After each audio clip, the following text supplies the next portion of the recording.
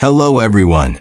Tonight we begin with a breath caught in your chest as you stand on the edge of Oldoway Gorge, where the sun scorches your skin and the wind howls like the whispers of those long dead. Have you ever wondered if you could survive a single day alongside Homo habilis, the first to grasp stones and dream of a world beyond? Or would you crumble, just a fleeting spark in the eternal night of prehistory? Where are you watching from? What time is it where you are? Don't be shy, drop a comment. I'd love to know who's curled up in their blanket with me each night. Red dust clings to your bare feet, each step like treading on the ashes of fires extinguished millions of years ago. The smell of parched earth fills your nostrils, mixed with a faint tang of blood, perhaps from an antelope carcass left nearby. Around you, Oldoway Gorge stretches like a massive scar across the land, its jagged cliffs like the teeth of a beast waiting for you to fall. The cries of vultures echo from afar, sharp, as if mocking your fragility. You don't belong here, but here you are, and the sun doesn't care if you make it to dusk. You bend down, picking up a sharp stone flake, a tool, Homo habilis might call it. But to you, it feels like a half-hearted promise. It sits cold in your palm, as if the stone itself doubts your ability. In the distance, a group of figures, stooped, silent, moves. They are Homo habilis, the first survivors, no taller than a modern child. But their eyes are keen as blades, always fixed on the horizon. You approach, heart pounding, unsure if they'll see you as an ally or a threat. They don't speak, not really, but their hisses, grunts, and gestures tell a clear story. Survive or be forgotten. The leader, a woman with tangled hair and scarred hands, stops and stares at you. You name her Kui, for the sound she makes when spotting a bush heavy with fruit. Kui's eyes don't leave you, as if she's measuring your place in this world's food chain. You want to say something, explain you're not an enemy, but your words, the language of offices, social media, status updates, mean nothing here. Kui tilts her head, then turns, motioning you to follow. You're not sure if it's an invitation or a warning, but your feet move, because standing still means being left behind.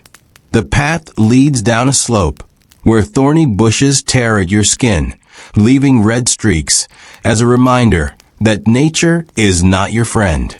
You hear water trickling somewhere, faint but tempting, like a lullaby from a time before humans. Kui and her group move swiftly, almost silently, while you stumble over rocks and curse under your breath. They stop by a small pool, its surface shimmering under the sun, but no one drinks. Kui kneels, sniffs, then stirs the water with her hand, as if checking for something lurking beneath. You want to rush forward, gulp down the precious liquid, but Kui's glance stops you. Something's wrong. A man in the group, gaunt with a long scar down his arm, mutters something. You call him Ruck, for the sound he makes pointing at the pool. Ruck gestures toward nearby bushes, where a small skeleton, maybe a hare-like creature, lies scattered. Around it, the ground holds strange footprints, unlike any animal you've seen. Ruck growls, clutching a stone larger than your fist. Kui nods, and the group backs away, abandoning the pool. You want to ask why, but then you realize they trust nothing here. Water can be death. Food can be a trap. Even sunlight can burn you if you're careless. You follow them, stomach growling, but you don't dare complain. Here, whining isn't an option. You watch Kui chewing something, a root, perhaps, and sharing it with a child in the group. The child, with wide eyes and a bony frame, stares at you curiously before devouring their share. You wonder if you should ask for some, but then you remember. Here, food isn't shared lightly. It's earned or paid for. As the sun casts longer shadows, Kwee's group stops under a sprawling tree, where shade is a rare gift. You sit back against the rough bark, feeling the ground's heat seep through your skin. Kwee pulls out a flint flake and begins shaping a stick, with shavings falling like whispers of time. Others in the group follow suit, each with their task. An older man sharpens a stone. A woman weaves grass into something like rope. You feel out of place, like a new hire in a company where no one bothers to train you. You try mimicking Kwee, scraping a stick with a stone, but only cut your hand. Kwee glances at you, not smiling, but her lips twitch as if thinking, "This one won't last till morning." Then from afar a sound, a low rumbling growl, like the earth itself breathing. The group freezes, eyes darting to the horizon. Ruck stands, gripping his stone. Kwee sets down her stick, her hands now holding two sharp flakes. Your hairs stand on end, as if your body knows something your mind doesn't. The growl comes again closer, and now you see it, a massive, shaggy shape moving through the bushes. Not a lion, not a leopard. Something bigger, fiercer, like a nightmare made real. Kwee signals, and the group moves, not running, but faster than ever. You stumble, but Ruck grabs your arm, pulling you up with surprising strength. You want to scream, ask what it is, but Ruck's glare says, "Silence or die." You run with them, heart pounding like it might burst, each breath like swallowing fire. The shape is still there, behind you, not chasing, but not leaving. It watches, waits, as if it knows you don't belong. When your group climbs a high ridge, Kwee stops, looking down at the valley. You follow her gaze, and your heart skips. There, among the red rocks, is a circle of stones, not large, but clearly man-made. At its center stands an odd object, a large bone, planted upright, like a totem. Around it, the ground is disturbed, as if someone tried to bury something or dig something up. Kwee whispers something, and though you don't understand, you feel the fear in her voice.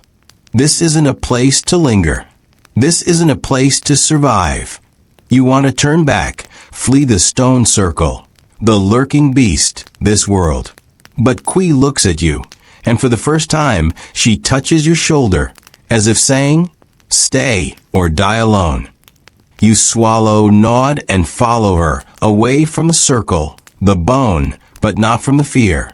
Night is coming, and you know in Oldaway Gorge, darkness is never kind. The night wraps around you like a heavy hide, thick with the scent of damp earth and something sharper. Decay, perhaps, or the musk of unseen predators. The air is cooler now, but it carries no comfort, only a restless energy that makes your skin prickle. You huddle with Kwee's group in a shallow cave carved into the gorge's cliffs, its walls rough against your back, etched with faint scratches that might be marks of claws or the work of hands long gone. The cave is no sanctuary, just a pause, a place to wait out the darkness. You hear the others breathing, shallow and uneven, their silhouettes barely visible in the faint glow of starlight filtering through the entrance. Kwee sits near you, her eyes glinting as she watches the cave's mouth, a stone knife in her lap. You want to ask if you're safe, but the question feels childish, like asking for a deadline extension in a world that doesn't care about your excuses. The silence is broken by a soft, rhythmic tapping.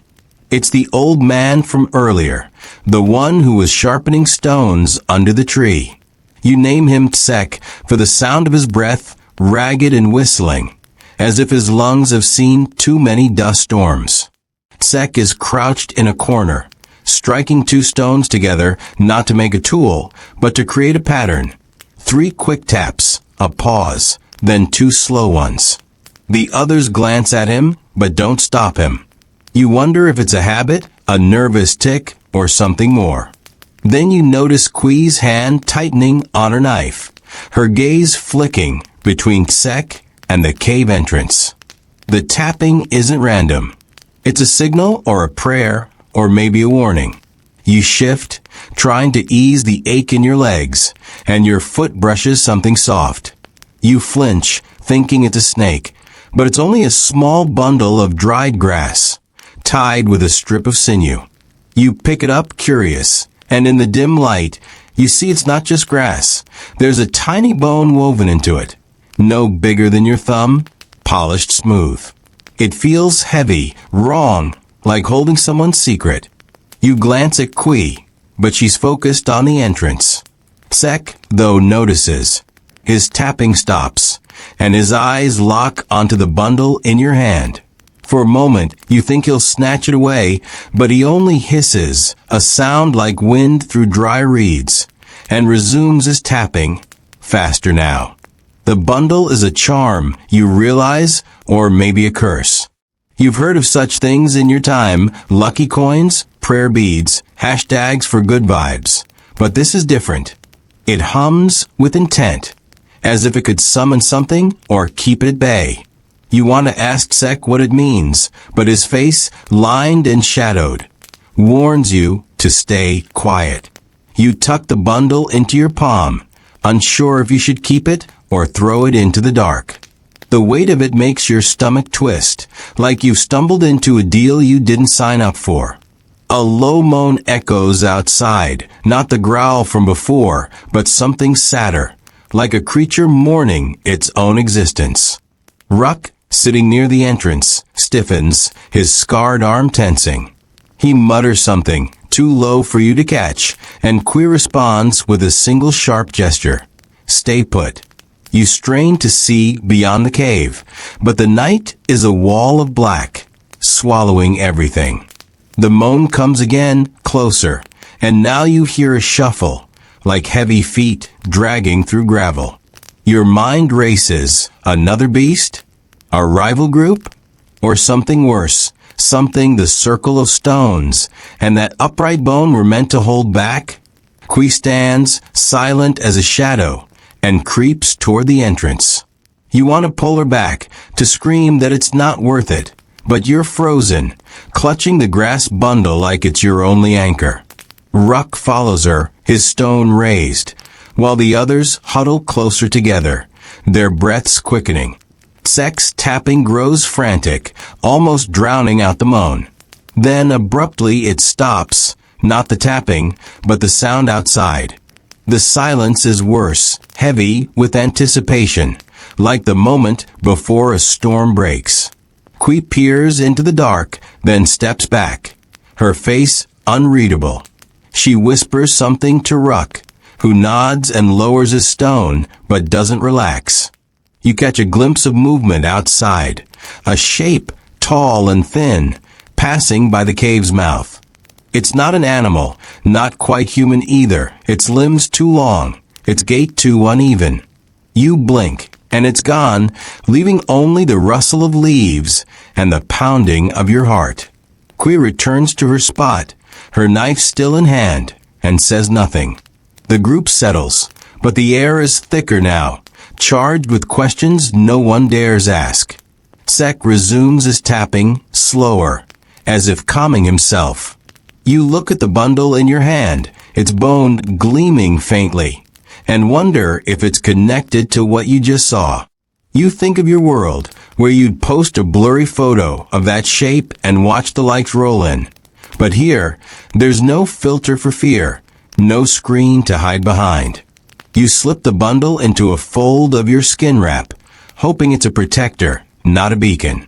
The night drags on, and you doze fitfully, waking to every snap of a twig or shift in the wind.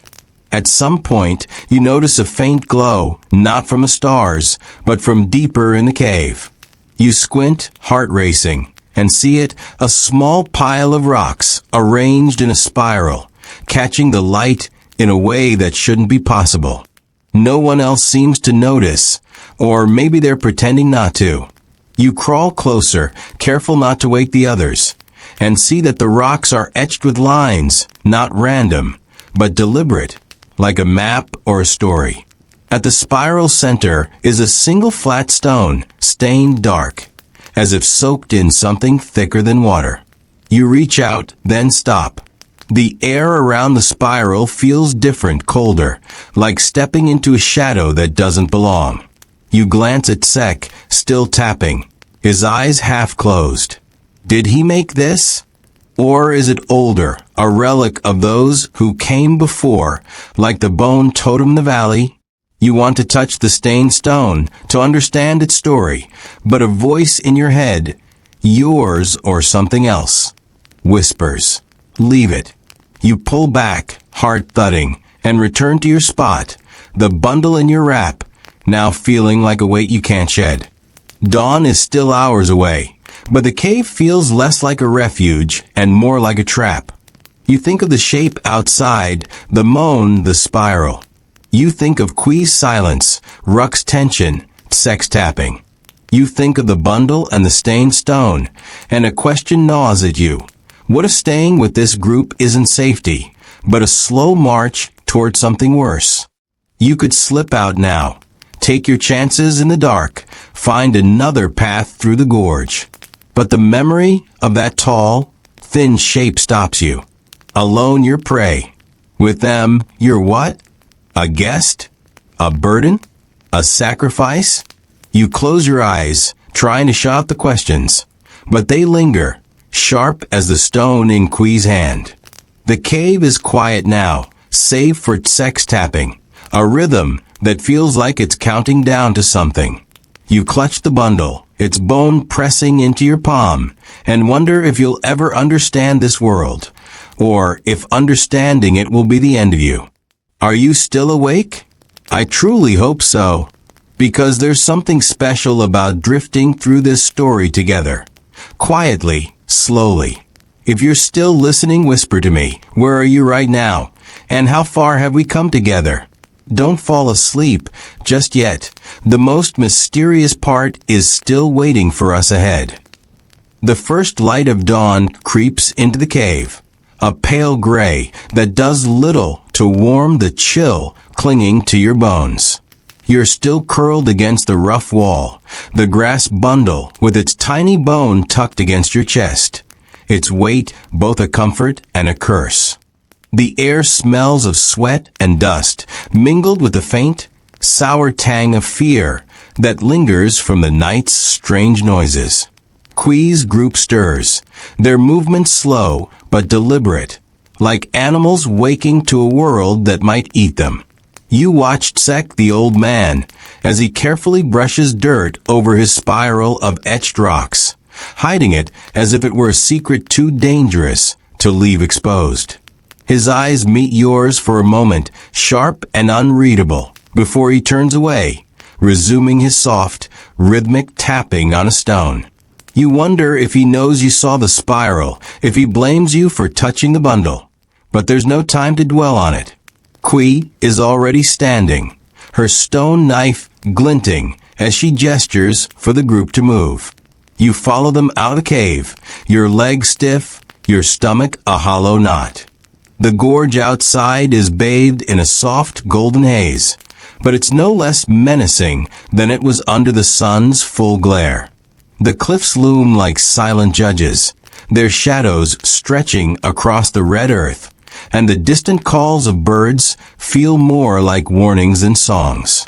You glance back at the cave, half expecting to see that tall, thin shape from the night before, but there's nothing. Just the wind stirring dust into tiny whirlwinds. Qui leads the group down a narrow path, her steps sure despite the uneven ground. Ruck walks behind her, his scarred arm swinging with a stone in hand, while the others, 6 in total, including the wide-eyed child, trail in a loose line. You're at the back, trying to keep up, your bare feet stinging as they strike sharp pebbles. The path winds toward a cluster of low, scrubby trees, their leaves brittle and gray-green, like they've forgotten what rain feels like. Qui stops abruptly, raising a hand and the group freezes. You strain to hear what she's heard, your heart thudding. There it is, a faint rustle, not the wind, but something heavier, deliberate. Qui crouches, peering through the branches, and you catch a glimpse of movement, a group of figures, not unlike your own, moving parallel to you. They're Homo habilis too, but their gait is different, more hunched, their hands clutching not just stones, but long, pointed sticks. You count 5 of them, their bodies smeared with red ochre, making them blend with the earth. One carries a strange object, a skull, maybe antelope, tied to a stick like a crude banner. Qui hisses softly, and Ruck steps forward, his grip tightening on his stone. You feel the tension ripple through the group, like a bowstring pulled taut. The child clings to the woman weaving grass yesterday, her eyes wide with something beyond fear, recognition, maybe. You want to ask who these others are, but the silence is a command you don't dare break. The ochre-smeared group hasn't seen you yet, their attention fixed on a small herd of gazelle grazing in the distance. You notice one of them, a woman with a limp, her hair braided with what looks like feathers.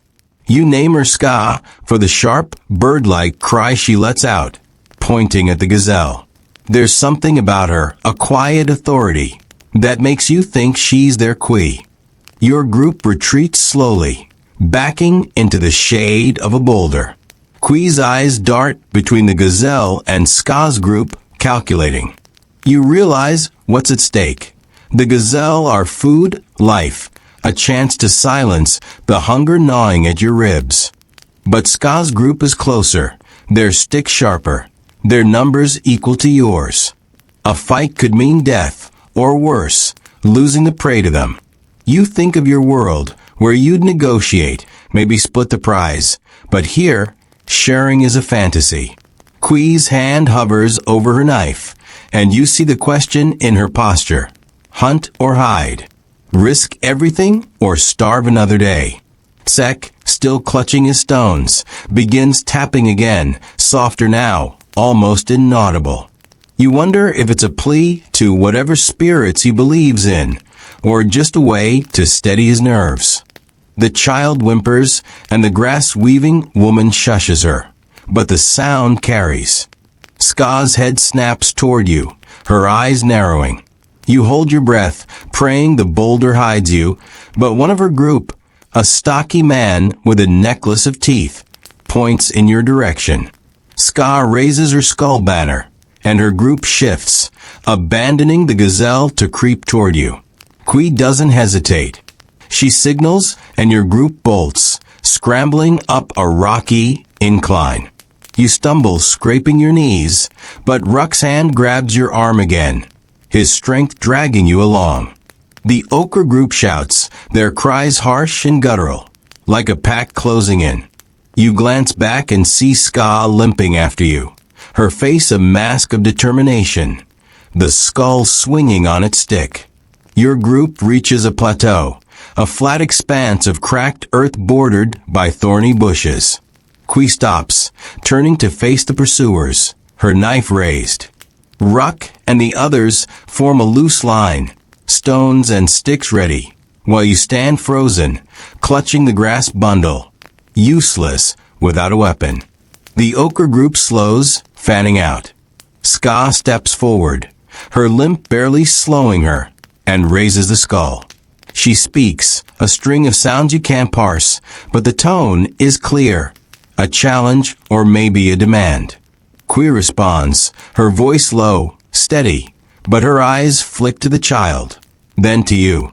You realize you're a liability, an extra mouth with no skill to offer. The tooth-necklaced man snarls, pointing at you, and you wonder if they see you as the weak link, the one to pick off first. Your mind races, run, fight, or beg. But begging doesn't exist here, and running means facing the gorge alone. Sek steps forward, surprising everyone. His tapping stops, and he holds up one of his stones, not as a weapon, but an offering. It's not just any stone. Its surface is carved with lines, like the spiral in the cave, a pattern that seems to hum with meaning. Ska's eyes widen, and she lowers the skull slightly. The tooth-necklaced man growls, but Ska silences him with a gesture. Tsek speaks, his voice cracked but firm, and though you don't understand, you feel the weight of his words. He's bargaining, or maybe warning, using the stone as a token. You think of the bundle in your hand, the bone inside. Could it mean something to them too? Ska steps closer, her limp more pronounced now, and examines the stone. She touches it, tracing the lines, then looks at Tsek, then you. Her gaze lingers on the bundle, visible where your wrap has shifted. You instinctively cover it, and her lips twitch, not a smile, but something colder. She says something to Kui, who hesitates, then nods. Tsek hands over the stone, and Ska tucks it into a pouch at her waist. Her group backs off, retreating toward the gazelle, but Ska lingers, her eyes locked on you. She points at the bundle, then at the ground, as if telling you to leave it behind. You shake your head, heart pounding, and she laughs, a sharp, hollow sound, before turning away. Your group watches them go, the tension draining, but not gone. Kui lowers her knife, her face unreadable, but Ruck glares at Tsek, muttering something harsh. Tsek ignores him, resuming his tapping, but his hands shake. You wonder what he gave up with that stone, what story or power it held. The child tugs at the grassweaver's hand, whispering, and you catch a word that sounds like bad. You look at the bundle, its bone pressing into your palm, and wonder if keeping it was a mistake. Kui leads the group away from the plateau, toward a dry riverbed where the earth is cracked like old skin. The gazelle are gone, claimed by Ska's group or scattered by the commotion. Your stomach growls, a reminder that survival isn't just about escaping danger, but filling your belly. You notice the grass weaver pulling up roots as you walk, her fingers deft despite the thorns. She hands one to the child, who chews it eagerly, and you realize you're starving enough to try anything. You mimic her, yanking at a plant, but its spines prick your fingers, drawing blood. The grass weaver glances at you, not unkindly, and offers a small root. You take it, the bitter taste grounding you, a fleeting moment of connection in this brutal world. The riverbed leads to a cluster of rocks, where Kui signals a stop. You sit, exhausted, the bundle still clutched tight. You notice Tsek watching you, his tapping slower now, almost mournful. You want to ask about the stone, the spiral, the bundle, but his silence is a wall. Instead, you study the group, Kui's quiet strength, Ruck's simmering anger, the child's wary curiosity. You think of the ochre group, Ska's limp, the skull banner. You think of the choice you didn't make, to run, to abandon these people. But where would you go? The gorge is a maze of death, and you're no hunter, no survivor. Yet staying feels like walking toward a cliff, each step closer to a fall. The sun climbs higher, baking the earth, and you feel the bundle's bone against your skin, a reminder of the night's strangeness, of Tsek's spiral, of Ska's laugh. You wonder if you're carrying a blessing or a curse, if you're a guest in this group or a pawn in a game you don't understand. Kui stands, scanning the horizon, and you follow her gaze, seeing nothing but red dust and endless sky. Somewhere out there, Ska's group feasts on gazelle, while you chew bitter roots and pray for another day. The gorge doesn't care about your prayers, but you cling to them anyway, because hope, like the bundle, is all you have.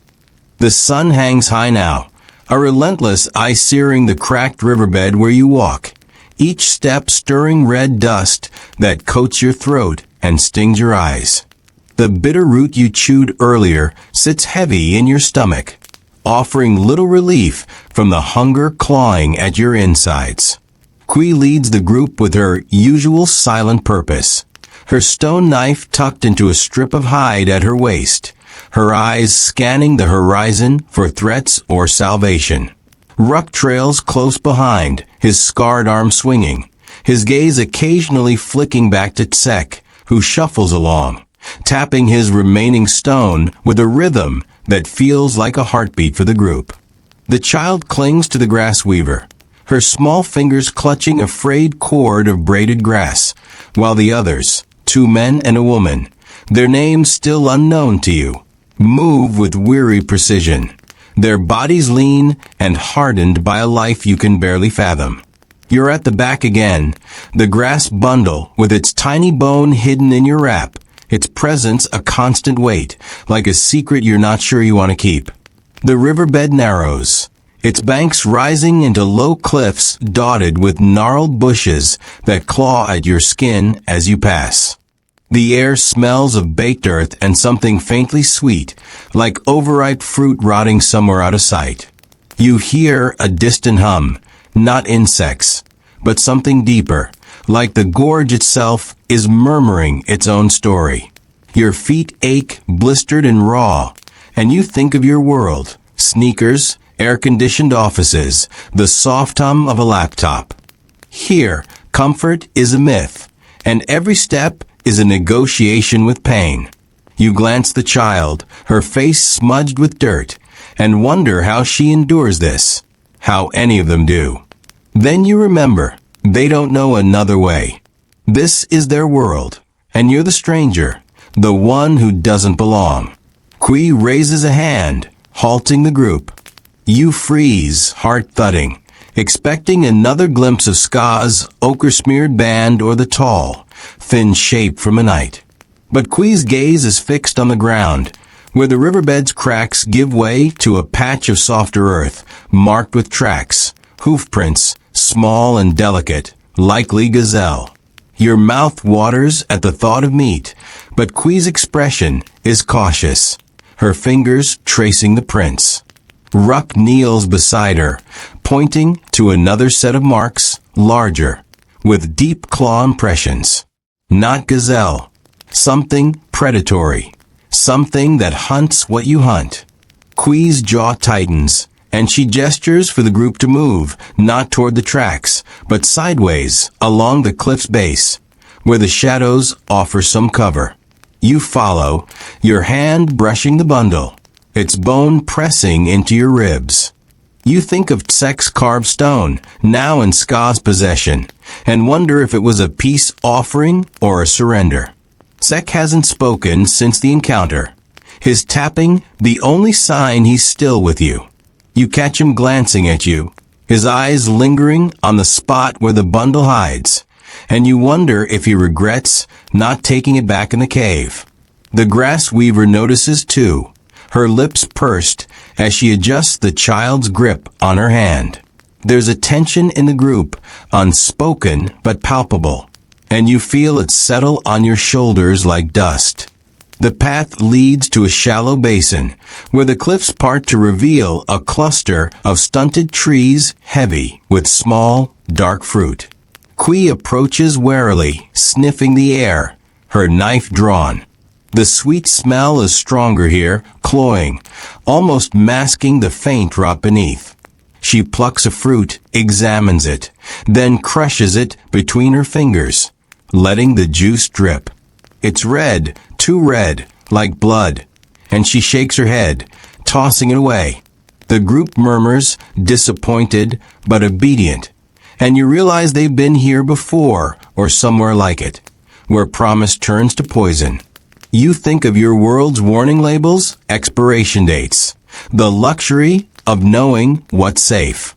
Here, every choice is a gamble. One of the men, broad-shouldered with a limp, steps forward. You name him Gore for the low grunt he makes as he points to a different tree, its fruit smaller, yellower, less vibrant. Kui hesitates, then nods, and Gore picks a few, handing them to her. She bites into one, chews slowly, then spits out the pit, her face unreadable. She passes the rest of the group, and you receive one, its skin tough and slightly sticky. You bite into it, the taste sharp and sour, but it's food, and your body craves it.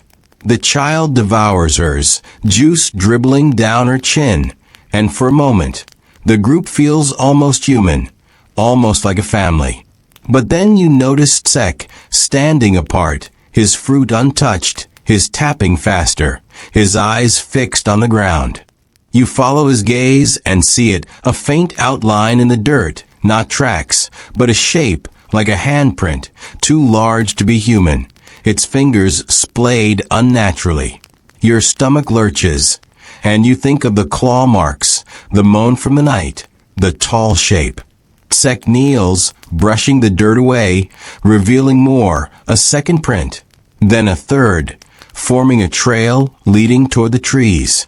He hisses, a sound that makes the group turn, and Kui strides over, her knife raised.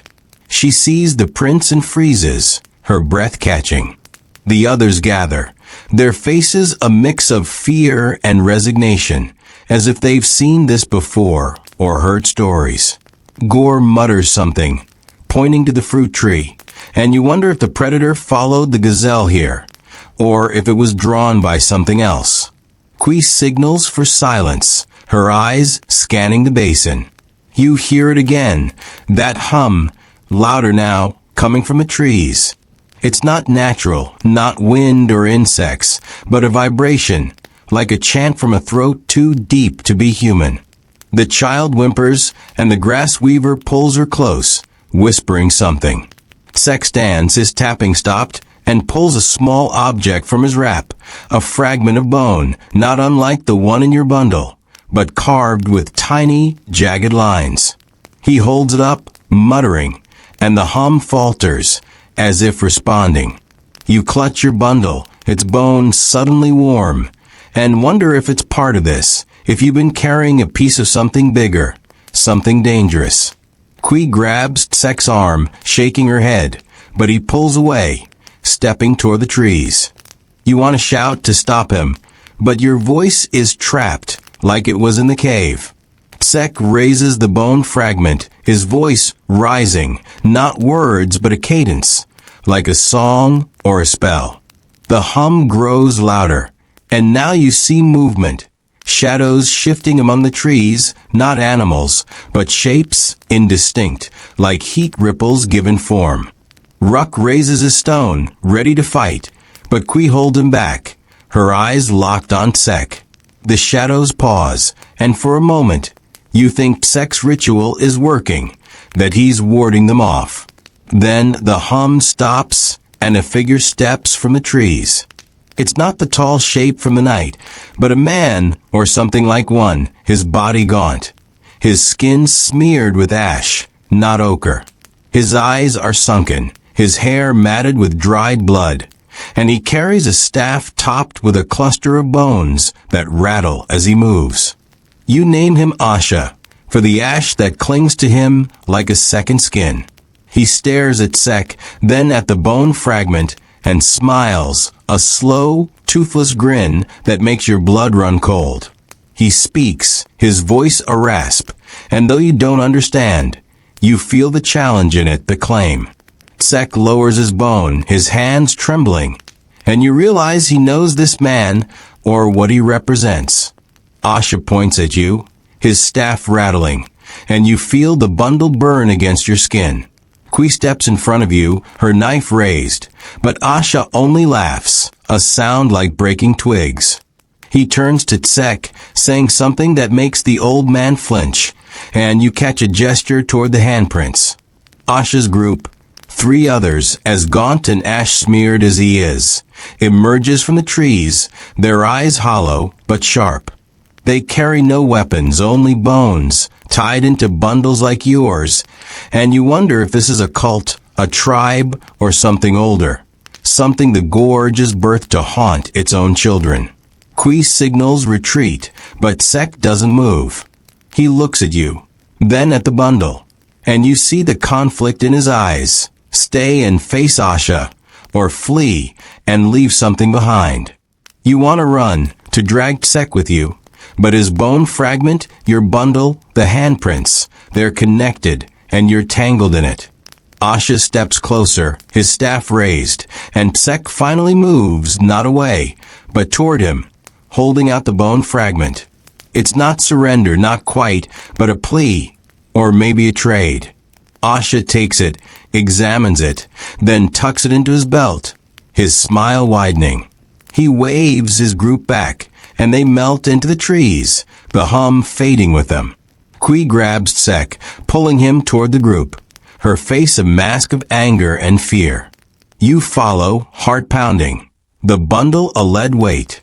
The basin is quiet now, the fruit tree still, but the air feels tainted, like you've brushed against something you can't wash off. Tsek resumes his tapping, but it's erratic, broken, like he's lost his rhythm. You want to ask what Asha wanted, what the bones mean, but Kui's silence is a command, and you obey for now. The group moves on, leaving the basin, the handprints, the poisoned fruit. You think of your world, where you'd call for help, post a warning, escape. Here, escape is a dream, and help doesn't exist. You clutch the bundle, its bone a silent question, and wonder if Tsek's choice saved you or damned you.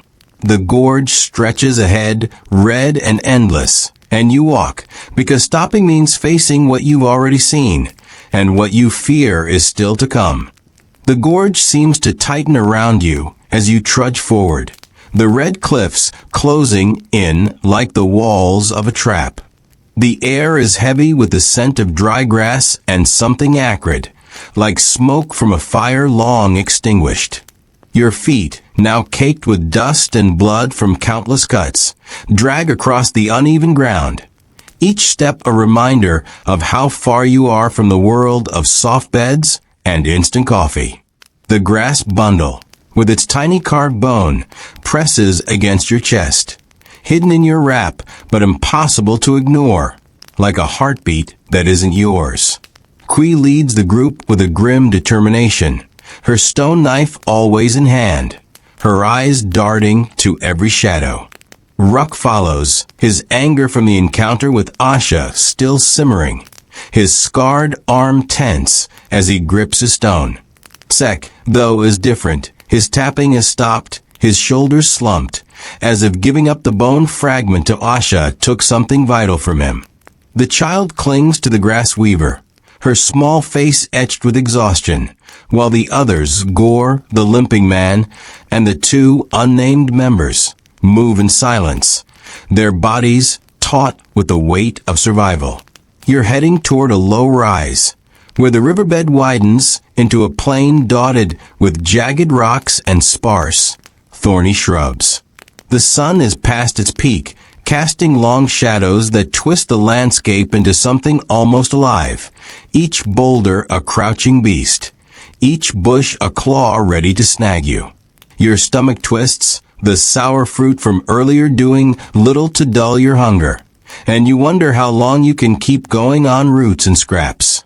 You think of your world, where a missed lunch meant a quick run to a food truck, not a gamble with poison or predators. Here, every bite is a risk, every moment a test you're not sure you're passing. Kui slows, her gaze fixed on the plain ahead. You follow her eyes and see it, a faint trail of smoke rising from behind a cluster of rocks. Thin but unmistakable. Fire. Your heart leaps, then sinks. Fire means warmth, food, safety, but it also means people. And after Ska's ochre-smeared group and Asha's bone-wielding followers, you're not sure you want to meet anyone else.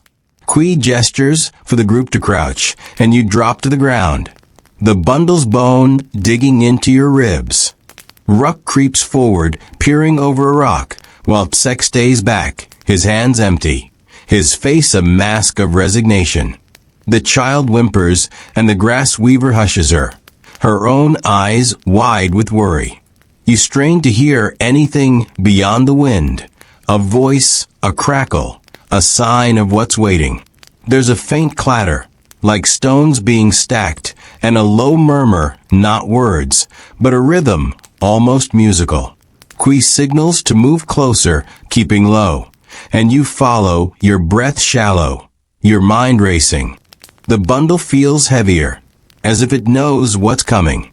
You think of Tsek's spiral, Asha's rattling staff, the handprints in the basin, and wonder if you're walking into another piece of this gorgeous, dark puzzle. The rocks form a natural barrier, and Kui leads you around them, toward the source of the smoke.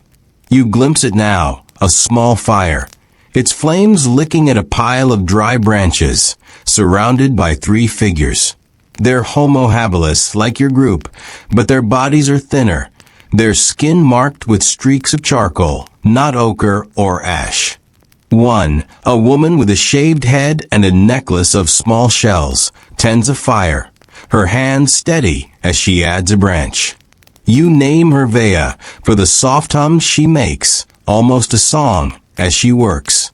The other 2, a young man with a missing finger and an older woman with a limp, are stacking stones into a low, curved wall. Their movements slow, but precise. You don't see weapons, but the fire itself is a threat, a power your group doesn't have. Kui watches, her knife lowered but ready. Ruck shifts impatient, but she holds up a hand, studying Vea's group. You notice something else, a small pile of meat, skewered on sticks near the fire. Its scent rich and maddening. Your mouth waters, and you see the child's eyes lock onto it, her hunger a mirror of your own. But there's something off about the scene. The meat is too much for 3 people, and the stone wall they're building isn't random. It's a barrier, or maybe a trap. You glance at Tsek, hoping for some sign, but he's staring at the fire, his face unreadable, his hand still. Vea looks up, her humming stopping, and her eyes meet Kui's. There's no surprise, no fear, just a slow nod, as if she expected you. She gestures to the meat, then to the ground, an invitation to sit. Kui hesitates, her knife still in hand, but the child's soft whine breaks the silence, and you see the conflict in Kui's eyes. Food is life, but trust is death. Ruck mutters something, shaking his head, but Gore steps forward, his limp pronounced, and points to the meat, then to the child. Kui relents, signaling the group to approach, but her posture screams caution. You sit, the fire's warmth a shock after the gorge's relentless sun and cold nights. Vea hands Kui a skewer, and Kui sniffs it, bites a small piece, then passes it to the child, who devours it. You're given one too, the meat tough but warm, its fat coating your tongue. You eat slowly, watching Vea, who hums again, her shells clinking as she moves. The young man with the missing finger stares at you, his gaze lingering on the bundle's outline in your wrap. You shift, covering it, and he looks away, but you feel his curiosity, or maybe suspicion. The older woman, her limp worse than Gore's, stacks another stone, her hands trembling, and you notice her glancing at the horizon, as if expecting something. The fire crackles, spitting embers, and you feel the bundle's bone pulse, or maybe it's your own heartbeat. You think of your world, where sharing a meal meant small talk, not a silent dance of survival. Here, every gesture is a contract, every bite a debt. Vea speaks, her voice soft but clear, a string of sounds you can't parse, but Kui responds, her tone guarded. The young man interrupts, pointing at Tsek, then at the fire, and you realize they've noticed his silence, his lack of a stone. Tsek doesn't react, but you see his fingers twitch, as if missing the bone fragment he gave to Asha. Then you see it, a small object near the fire, half buried in ash. It's a figurine, carved from stone, no bigger than your hand. It's shaped vaguely human, but distorted, with exaggerated limbs and a hollowed-out face. It's not a tool, not a weapon, but a symbol, like Tsek's spiral or Asha's bone staff. Vea notices you staring and stops humming, her hand hovering over the figurine. She doesn't touch it, but her eyes flick to Kui, then to you, and you feel the bundle burn against your skin. The figurine is a totem, you're sure, and you wonder if it's tied to the handprints, the hum in the basin, the shapes in the trees. The older woman coughs, a wet, rattling sound, and you notice her hands are stained, not with charcoal, but something darker, like dried blood. She stacks another stone, and you see the wall's purpose now. It's not a barrier, but a marker, circling the fire like the stone circle in the valley. Your stomach twists, the meat suddenly heavy, and you think of the upright bone, the disturbed earth, the sense of something buried or unearthed. You want to ask Kui to leave, to run, but she's focused on Vea, negotiating with gestures and glances. The young man stands, his missing finger stark against his hand, and walks to the edge of the camp, peering into the plain. He calls out a sharp sound, and Vea's humming stops. The older woman freezes, her stone dropping, and you hear it again, the clatter of stones, but not from her. It's coming from the rocks beyond, a deliberate rhythm, like sex tapping, but heavier, more insistent. Kui stands, her knife raised, and Ruck follows, his stone ready. You clutch the bundle, its bone a silent scream, and wonder if you've walked into a trap, if Vea's fire was bait. The clattering grows louder, and now you see them, shapes moving among the rocks, not Asha's gaunt followers or Ska Azoka warriors, but something else. They're Homo habilis, but their bodies are adorned with bones, not tied like Asha's, but pierced through their skin, glinting in the fading light. Their leader, a man with a face scarred into a permanent snarl, carries a staff topped with a gazelle skull, its horns curved like a crescent moon. You name him Krat for the harsh sound he makes, pointing at Vea's fire. His group, 4 others, each with bone piercings, spreads out, their hands empty, but their eyes sharp, like predators circling a kill. Vea stands, her shells clinking, and raises the figurine, not as a weapon, but a shield. Krat laughs, a guttural sound, and steps closer, his staff rattling. Kui signals your group to back away, but the child, still clutching her skewer, trips, crying out. Krat's eyes snap to her, then to you, and you feel the bundle's bone pulse, as if it's calling to him. Sek steps forward, his hands raised, and speaks, his voice cracked but urgent. He points to the figurine, then to the ground, and you realize he's trying to broker peace, like with Ska, but Krat snarl says he's not interested. The older woman screams, a sound that cuts through the clatter, and points to the horizon. You turn and see it, a dust cloud, small but growing, like a herd or storm. Krat hesitates, his group shifting, and Vea seizes the moment, tossing the figurine into the fire. The flames flare, spitting black smoke, and Krat roars, lunging toward her. Kui grabs the child, pulling her back, and Ruck swings a stone, catching one of Krat's followers in the chest. The plain erupts into chaos, shouts, blows, the crack of stone on bone. You scramble to your feet, the bundle slipping, but still clutched tight. You want to run, to hide, but the dust cloud is closer now, and you hear hooves, not a storm, but gazelle, or something bigger. Kui shouts, her knife flashing, and you see Vea grappling with Krat, her shells scattering. Sek is on the ground, blood on his face, but still reaching for the fire, as if the figurine's loss means something greater. You think of the bundle, the bone, the handprints, and a choice burns in you. Stay and fight, or flee into the plain, toward the dust and whatever it brings. You hesitate, then run, not away, but toward Kui, grabbing a stone from the ground. It's heavy, unfamiliar, but you swing it, catching Krat's arm as he raises his staff. He snarls, turning to you, and you see the bone piercings in his chest, glinting like eyes.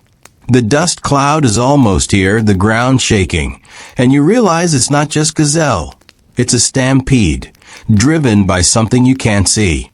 Qui pulls you back, her eyes fierce, and you stumble, the bundle falling from your wrap. Krat sees it, his snarl turning to a grin, but before he can grab it, the stampede hits, a wall of hooves and dust that swallows everything. You're thrown to the ground, Qui's hand on your arm, the world a blur of chaos. When the dust settles, Krat's group is gone, scattered or trampled. The fire snuffed out. Vea's camp in ruins. The figurine is ash, the meat trampled, the stone wall collapsed. Sek lies still, his blood pooling, and you don't know if he's alive. The bundle is gone, lost in the chaos, and you feel its absence like a wound. Qui pulls you to your feet, her face grim, and leads the group away toward the darkening plain, leaving the wreckage behind. You glance back, seeing the gazelle's skull from Krat's staff, half buried in the dirt, and wonder if the gorge itself orchestrated this, if the bundle was its bait. The sun sinks, and you walk, because stopping means facing the truth that you're not just surviving, but being shaped by this place, and you're not sure you like what you're becoming. The plain stretches before you, a sea of cracked earth and brittle grass, as the last light of day bleeds into a bruised purple sky. Your chest aches where the grass bundle once pressed, its absence a phantom pain, like a tooth yanked out but still throbbing. Qui leads the group with a relentless pace, her stone knife clutched tight, her eyes scanning the darkening horizon. Ruck follows, his scarred arm swinging, his silence heavier since the stampede that shattered Vea's camp. The child clings to the grass weaver, her small face pale, her hands empty of the skewer she'd held so fiercely. Gore limps behind, his broad shoulders hunched, while the two unnamed members, a wiry man and a woman with a burn scar on her cheek, trail silently, their gazes fixed on the ground. Sek is gone, left behind in the chaos, his blood staining the dirt, and you don't know if he's dead or abandoned. The thought gnaws at you, but Qui's forward march allows no pause for grief. Your feet, raw and blistered, drag across the plain, each step kicking up dust that tastes of ash and despair. The air is cooler now, but it carries a metallic tang, like blood or rain that never comes. You think of the bundle's carved bone, lost in the stampede, and wonder if it was a curse or a key, if its loss saved you or doomed you. You think of Sek's spiral, Vea's figurine, Krat's bone-pierced followers, and feel the gorge weaving a story around you, one you're not sure you want to hear. Your world, deadlines, notifications, the hum of a coffee shop, feels like a dream, too soft to survive here, where every breath is a fight. Qui veers toward a cluster of low hills, their slopes studded with rocks that gleam faintly in the twilight, like the eyes of unseen watchers. The plain is quiet, save for the crunch of your steps and the distant howl of something you hope is far away. You notice the grass weaver pulling the child closer, her fingers tightening, and you wonder what she knows, what she's seen in this place. The wiry man mutters something, pointing to the hills, and Qui nods, her knife raised as she climbs the nearest slope. You follow, your legs burning, your stomach a hollow pit. The sour fruit and scraps of meat are distant memories, and hunger is now a companion, sharp and insistent. At the hill's crest, Qui stops, crouching behind a boulder. You join her, peering into a shallow valley below. There, nestled among rocks, is a campsite. Not a fire like Vea's, but a circle of hides stretched over sticks, forming crude shelters. Figures move within, their silhouettes small and hunched, their voices a low hum, like Vea's, but softer, almost mournful. You count 7, their bodies unmarked by ochre or ash, their hands busy with tasks, sharpening stones, weaving grass, scraping hides. One figure stands out, a woman with long hair tied in a knot, her arms wrapped in strips of hide. You name her Lyre, for the lilting sound she makes, directing the others with gestures that are less command and more plea. Qui watches, her face unreadable, but Ruck shifts, his stone raised, his eyes narrow. The child stares at the camp, her lips moving silently, and you wonder if she recognizes something or someone. The grass weaver whispers to her, her voice sharp, and the child falls silent, but her eyes stay fixed on Lyre. You feel a prickle, like the bundle's bone is still with you, and you wonder if this camp holds answers or just another trap. The shelters are surrounded by a low ring of stones, not like Vea's wall or the valley circle, but deliberate. Each stone placed with care, some etched with faint lines that catch the fading light. Qui signals to approach, but slowly, keeping to the shadows. You creep down the slope, your heart pounding, your hands empty without a stone or stick. The camp grows clearer, a pile of roots and berries near one shelter, a stack of hides in another, a small pile of bones, not pierced or carved, but arranged in a spiral, like sex. Your breath catches, and you glance at the grass weaver, wondering if she sees it too, but her eyes are on the child, her face tight. Ruck mutters, his voice low, and Qui silences him with a glare, her knife ready. Lyre notices you first, her head snapping up, her hands freezing mid-task. She doesn't shout, doesn't run, but steps forward, her hide-wrapped arms raised, palms open. Her group stops, their eyes on you, curious but not hostile. You see no weapons, only tools, stones, sticks, a bone needle in one woman's hand. Lyre speaks, her voice soft, almost melodic, and Qui responds, her tone cautious, but not aggressive. The child tugs at the grass weaver's hand, whispering, and you catch a sound like sister. Your stomach twists. Could Lyre be family? Or is the child just desperate for connection? The plain stretches before you, a sea of cracked earth and brittle grass, as the last light of day bleeds into a bruised purple sky. Your chest aches where the grass bundle once pressed, its absence a phantom pain, like a tooth yanked out but still throbbing.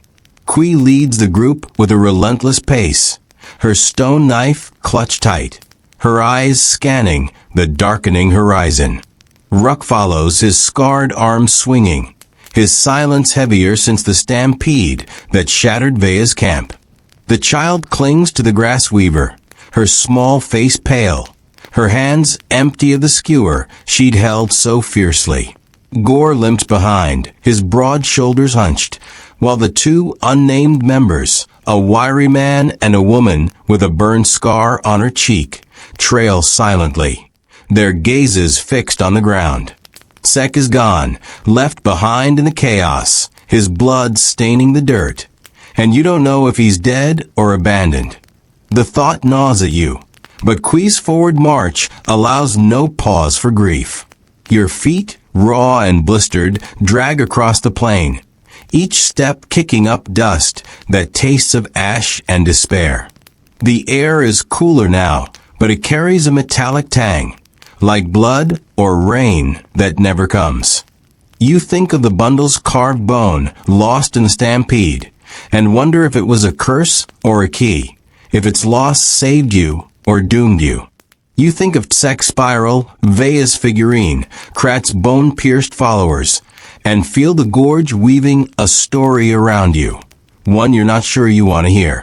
Your world, deadlines, notifications, the hum of a coffee shop, feels like a dream, too soft to survive here, where every breath is a fight. Qui veers toward a cluster of low hills, their slopes studded with rocks that gleam faintly in the twilight, like the eyes of unseen watchers. The plain is quiet, save for the crunch of your steps and the distant howl of something you hope is far away. You notice the grass weaver pulling the child closer, her fingers tightening, and you wonder what she knows, what she's seen in this place. The wiry man mutters something, pointing to the hills, and Qui nods, her knife raised as she climbs the nearest slope. You follow, your legs burning, your stomach a hollow pit. The sour fruit and scraps of meat are distant memories, and hunger is now a companion, sharp and insistent. At the hill's crest, Qui stops, crouching behind a boulder. You join her, peering into a shallow valley below. There, nestled among rocks, is a campsite, not a fire like Vea's, but a circle of hides stretched over sticks, forming crude shelters. Figures move within, their silhouettes small and hunched, their voices a low hum, like Vea's but softer, almost mournful. You count 7, their bodies unmarked by ochre or ash, their hands busy with tasks, sharpening stones, weaving grass, scraping hides. One figure stands out, a woman with long hair tied in a knot, her arms wrapped in strips of hide. You name her Lyre for the lilting sound she makes, directing the others with gestures that are less command and more plea. Qui watches, her face unreadable, but Ruck shifts, his stone raised, his eyes narrow. The child stares at the camp, her lips moving silently, and you wonder if she recognizes something or someone. The grass weaver whispers to her, her voice sharp, and the child falls silent, but her eyes stay fixed on Lyre. You feel a prickle, like the bundle's bone is still with you, and you wonder if this camp holds answers or just another trap. The shelters are surrounded by a low ring of stones, not like Vea's wall or the valley circle, but deliberate, each stone placed with care, some etched with faint lines that catch the fading light. Qui signals to approach, but slowly, keeping to the shadows. You creep down the slope, your heart pounding, your hands empty, without a stone or stick. The camp grows clearer, a pile of roots and berries near one shelter, a stack of hides in another, a small pile of bones, not pierced or carved, but arranged in a spiral, like sex. Your breath catches, and you glance at the grass weaver, wondering if she sees it too, but her eyes are on the child, her face tight. Ruck mutters, his voice low, and Qui silences him with a glare, her knife ready. Lyre notices you first, her head snapping up, her hands freezing mid-task. She doesn't shout, doesn't run, but steps forward, her hide-wrapped arms raised, palms open. Her group stops, their eyes on you, curious but not hostile. You see no weapons, only tools, stones, sticks, a bone needle in one woman's hand. Lyre speaks, her voice soft, almost melodic, and Qui responds, her tone cautious, but not aggressive. The child tugs at the grass weaver's hand, whispering, and you catch a sound like sister. Your stomach twists. Could Lyre be family? Or is the child just desperate for connection? Qui lowers her knife, signaling the group to enter the camp. You sit on the edge, the ground cold beneath you, and Lyre offers a handful of berries, their skins dull but unpoisoned. You eat, the sweetness sharp against your hunger, and watch Lyre's group. They're different, less tense than Ska's warriors, less haunted than Asha's followers, less desperate than Vea's. But there's a sadness here in the way they move, the way Lyre's eyes linger on the bone spiral, the way the others glance at the hills, as if waiting for something to descend. The wiry man from your group, who you name Sal for his quick, sharp gestures, points to the spiral, then to Qui, his voice low. Lyre follows his gaze, her face tightening, and she shakes her head, her hands brushing the hide strips on her arms. You notice now they're not just wraps, but bandages stained with old blood, hiding wounds or something worse. Lyre speaks, her voice breaking, and points to the hills, then to the spiral. Qui listens, her knife still in hand, and you feel the air shift, like the gorge is holding its breath. A sound interrupts, a low, rolling growl, not from the hills, but the plain behind you. Ruck stands, his stone raised, and Liar's group freezes, their eyes wide. The growl comes again closer, and you see it, a shape moving in the twilight, not Krat's bone-pierced followers or Asha's gaunt shadows, but a beast, massive, its fur matted, its eyes glinting like the rocks on the hills.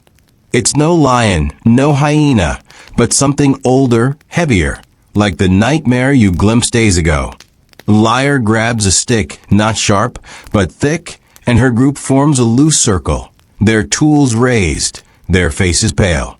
Kui moves beside Liar, her knife flashing, and Ruck joins them, his stone a blunt promise.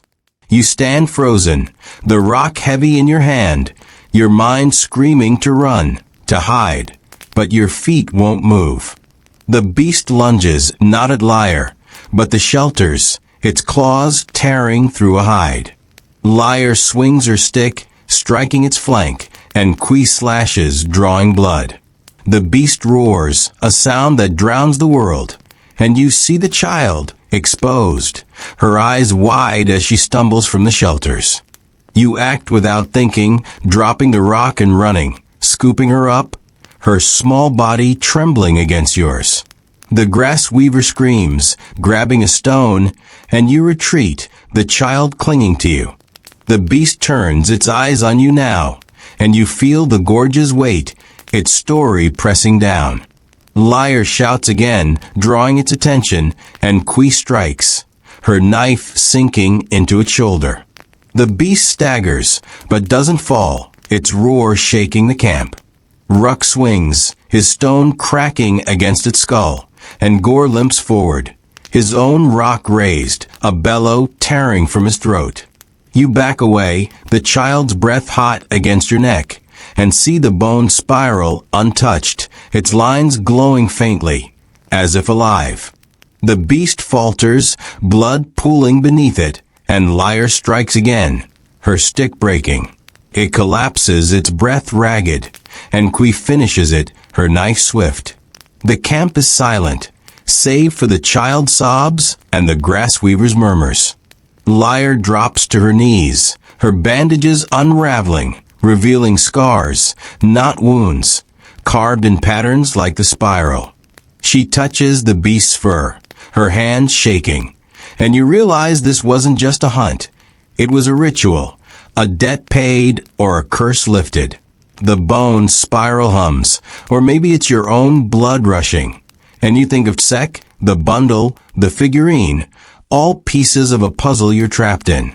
Kui cleans her knife, her face grim, and Ruck kicks the beast, his anger spent. Liar's group gathers, their eyes on the spiral, then on you, the child still in your arms. You set her down, her small hand gripping yours, and the grass weaver takes her, her gaze soft but guarded. Liar speaks, her voice low, and points to the spiral, then to you. You shake your head, not understanding, but you feel it, the gorge wants something, and you're part of it, whether you choose to be or not. The night settles, cold and heavy, and Liar's group offers you shelter, a hide stretched over sticks. You lie down, the child beside you, her breathing uneven. You think of the beast, its eyes, the spiral's glow, and wonder if you're safe, or just waiting for the next piece of the gorgeous story. Kui sits outside, her knife in hand, and you know she's wondering too. The stars are sharp above, indifferent, and you close your eyes, the child's warmth your only anchor, as the gorge whispers its secrets, and you pray you don't dream them. The night clings to you like damp hide, cold and unyielding, as you lie beneath the stretched shelter in Liar's camp. The child's small body curls against you, her breath uneven but steadying, a fragile warmth in the gorge's relentless chill. Outside, the bone spiral's faint glow has faded, but its presence lingers in your mind, like the after-image of a flame. The beast's carcass lies somewhere beyond the shelters, its blood soaking the earth, and you can still smell it, musky, iron-sharp, a reminder of how close death came. Qui sits at the camp's edge, her silhouette sharp against the starlit sky, her stone knife glinting as she keeps watch. Ruck is nearby, his scarred arm resting on a rock, his silence heavier than ever. The grass weaver hums softly to herself, mending a torn hide, while Gore and the others, Sal, the wiry man, and the woman with the burned scar, sleep fitfully, their bodies twitching with dreams you don't want to imagine. Liar's group moves quietly, their shell-adorned leader tending to her scarred arms, her hands careful as she rewraps the hide bandages. You think of your world, blankets, playlists, the soft glow of a phone screen, and realize how useless those comforts would be here, where survival is a language you're only beginning to speak. The air carries a faint hum, not the menacing drone from the basin, but something softer, like the echo of Liar's lilting voice. You shift, careful not to wake the child, and notice a small object near your hand, a shard of bone, not carved like the bundles, but smooth, worn by time or touch. You don't know if it's from Liar's spiral or the beast, but you tuck it into your wrap, its weight a faint echo of the lost bundle. You wonder if you're collecting pieces of the gorgeous story, or if it's collecting you. The thought makes your skin prickle, and you glance at Liar, her eyes catching yours in the dark.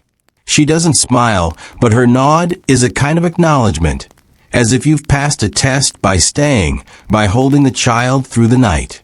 Dawn creeps in, gray and hesitant, painting the camp in muted tones.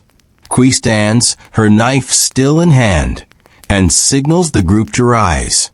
Liar approaches, offering a handful of roots, their skins rough but edible. You chew one, its bitterness grounding you, and pass another to the child, who eats without complaint, her eyes fixed on Liar. The grass weaver whispers something to her, and you catch that word again, sister.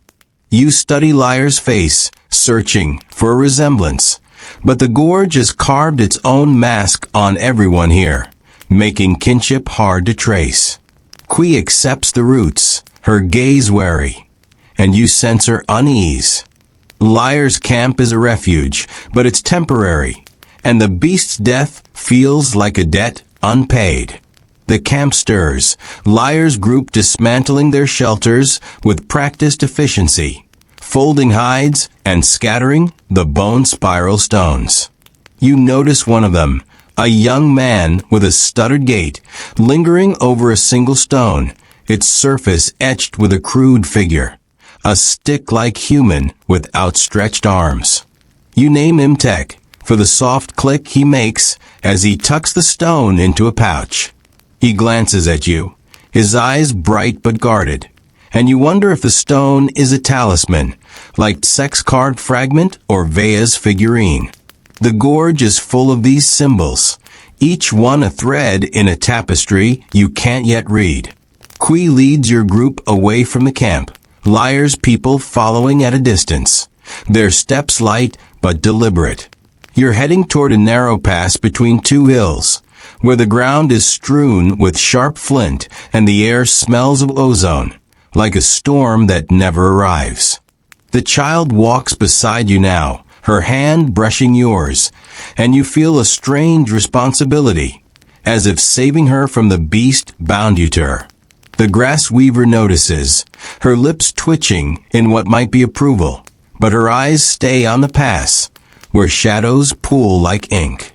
The pass is tighter than it looked, its walls rising steep and smooth, worn by wind or water long gone. Qui slows, her knife raised, and you hear it, a faint scrape, like stone on stone, coming from ahead. Ruck tenses, his rock ready, while Gore mutters something, his limp more pronounced in the uneven terrain. Liar's group closes the gap, their presence both comfort and threat, and you see Tech clutching his pouch, his fingers trembling. The scrape comes again, sharper. And now you see its source, a figure perched on a ledge above, scraping a flint blade against a larger stone. It's a woman, her body lean and weathered, her hair streaked with gray. You name her Ziv for the quick, zipping sound of her blade. She doesn't look down, but you feel her awareness, like a hawk tracking prey. Qui halts, her eyes on Ziv, and Lyre steps forward, her shell necklace clinking. She calls out, her voice soft but clear, and Ziv pauses, her blade still. She responds, her tone flat, almost bored. And you sense a history here, a tension older than your arrival. Lyre gestures to the pass, then to Qui, and Ziv laughs, a dry, humorless sound that makes your skin crawl. She slides down the ledge, landing lightly, her flint blade gleaming.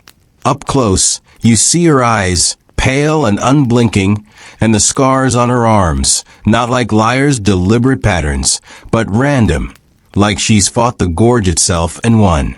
Ziv speaks, pointing to the pass, then to the sky, where clouds are gathering, heavy and gray. Qui listens, her knife lowered but ready, and you catch a gesture toward the child, then to you. Ziv's eyes linger on you, and you feel exposed, as if she sees the bone shard in your wrap, the absence of the bundle, the choices you've made. She says something to Lyre, who shakes her head, her bandages tightening as she clenches her fists. The scrape of Ziv's blade resumes, a deliberate rhythm, and you realize it's not just sharpening, it's a signal, a call. Shapes emerge from the pass, 3 more figures, their bodies draped in hides, studded with small stones. They're not like Ska's warriors or Asha's gaunt followers, but their eyes are hard, their hands clutching flint-tipped spears. Their leader, a man with a shaved head and a necklace of claws, steps beside Ziv, his spear raised. You name him Dren, for the low drone he makes, pointing at Qui's group. The child grips your hand, her breath quickening, and you feel the gorge's story tightening, pulling you toward another clash. Qui steps forward, her voice steady, her knife a silent threat. Lyre joins her, her shells clinking, and you see the strain in her posture, as if she's balancing on a knife's edge. Ziv laughs again, her blade scraping faster, and Dren raises his spear not to strike, but to point at the bone shard peeking from your wrap. You cover it, heart pounding, and Ziv's eyes narrow, her laugh fading. She speaks, her voice sharp, and points to the pass, then to the clouds, now dark and roiling. You realize she's offering passage, but at a price, the shard, or maybe more. Ruck growls as Rock raised, but Qui holds him back, her eyes on Ziv. Lyre speaks, her voice breaking, and points to the child, then to the pass. Ziv shrugs, her blade still, and Dren lowers his spear, but his claw necklace rattles, a sound that echoes Krat's bone staff. You think of the stampede, the figurines ash, sex blood, and wonder if this is another trap, if the gorge is testing you again. The child's hand tightens, and you feel her fear, her hope, her trust in you. You want to run, to keep the shard, to protect her, but the pass is the only way forward, and the clouds promise rain, or worse. Tech steps forward, his pouch open, revealing the etched stone. He holds it out, his click soft but firm, and Ziv's eyes widen, her blade stopping. She takes the stone, turning it in her hands, and you see Dren's posture shift, his spear lowering. Lyre nods, her bandages loosening, and Qui steps back, her knife still ready. Ziv tucks the stone into her hide, her smile cold, and gestures to the pass, her group parting. You move forward, the child beside you, the shard a secret you're not sure you should keep. The grass weaver glances at you, her eyes soft, and you realize she saw you save the child, that she trusts you, at least for now. The pass is narrow, the walls pressing close, the air thick with the promise of rain. Ziv's group watches, their spears glinting, and you feel their eyes on the shard, on you. The child hums, a faint echo of Liar's voice, and you wonder if she's singing to herself or to the gorge. The clouds break, a single drop hitting your face cold and heavy, and you hear Ziv's blade scrape again, a farewell or a warning. You think of the bundle, the spiral, the beast, and feel the shard's weight, a new piece of the gorge's puzzle.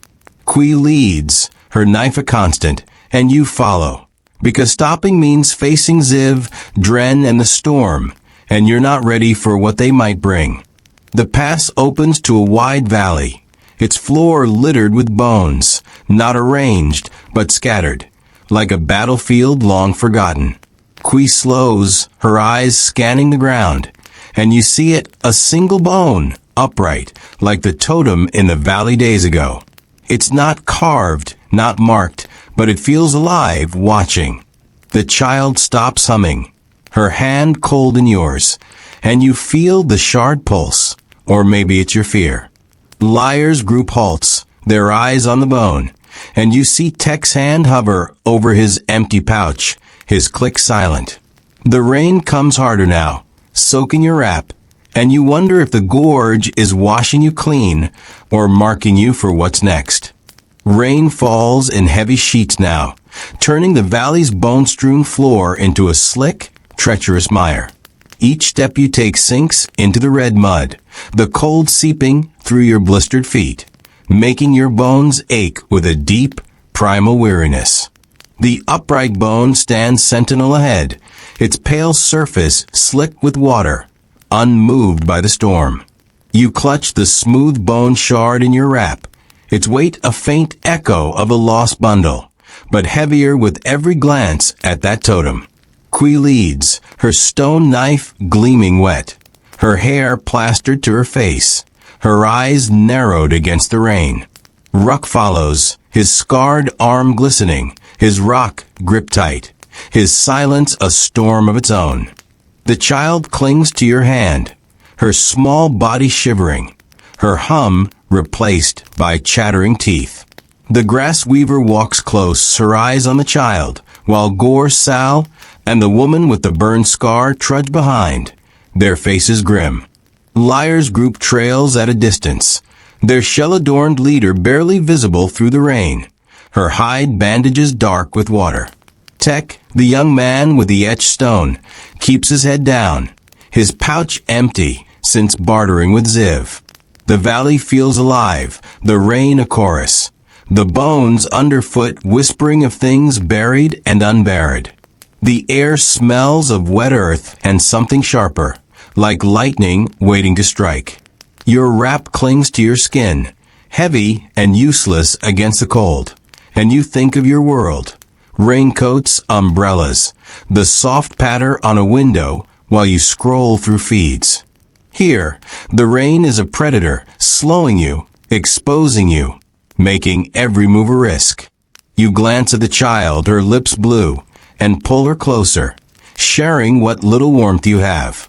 She looks up, her eyes trusting but tired, and you feel a pang, not just for her, but for yourself, for the person you were before the gorge reshaped you into this desperate, muddy creature. Qui veers toward a low overhang, its rocky lip offering meager shelter. You huddle beneath it, the rain drumming above, the valley half hidden by a gray curtain. Liar's group joins you, their bodies pressed close, their breath steaming in the cold. Qui scans the valley, her knife ready, while Ruck crouches, his eyes on the upright bone, now a faint silhouette in the storm. The child shivers against you, and the grass weaver wraps her in a damp hide, her hands gentle but shaking. You notice Liar watching, her scarred arms bare now, the bandages lost to the rain, revealing patterns that twist like rivers, or maybe veins.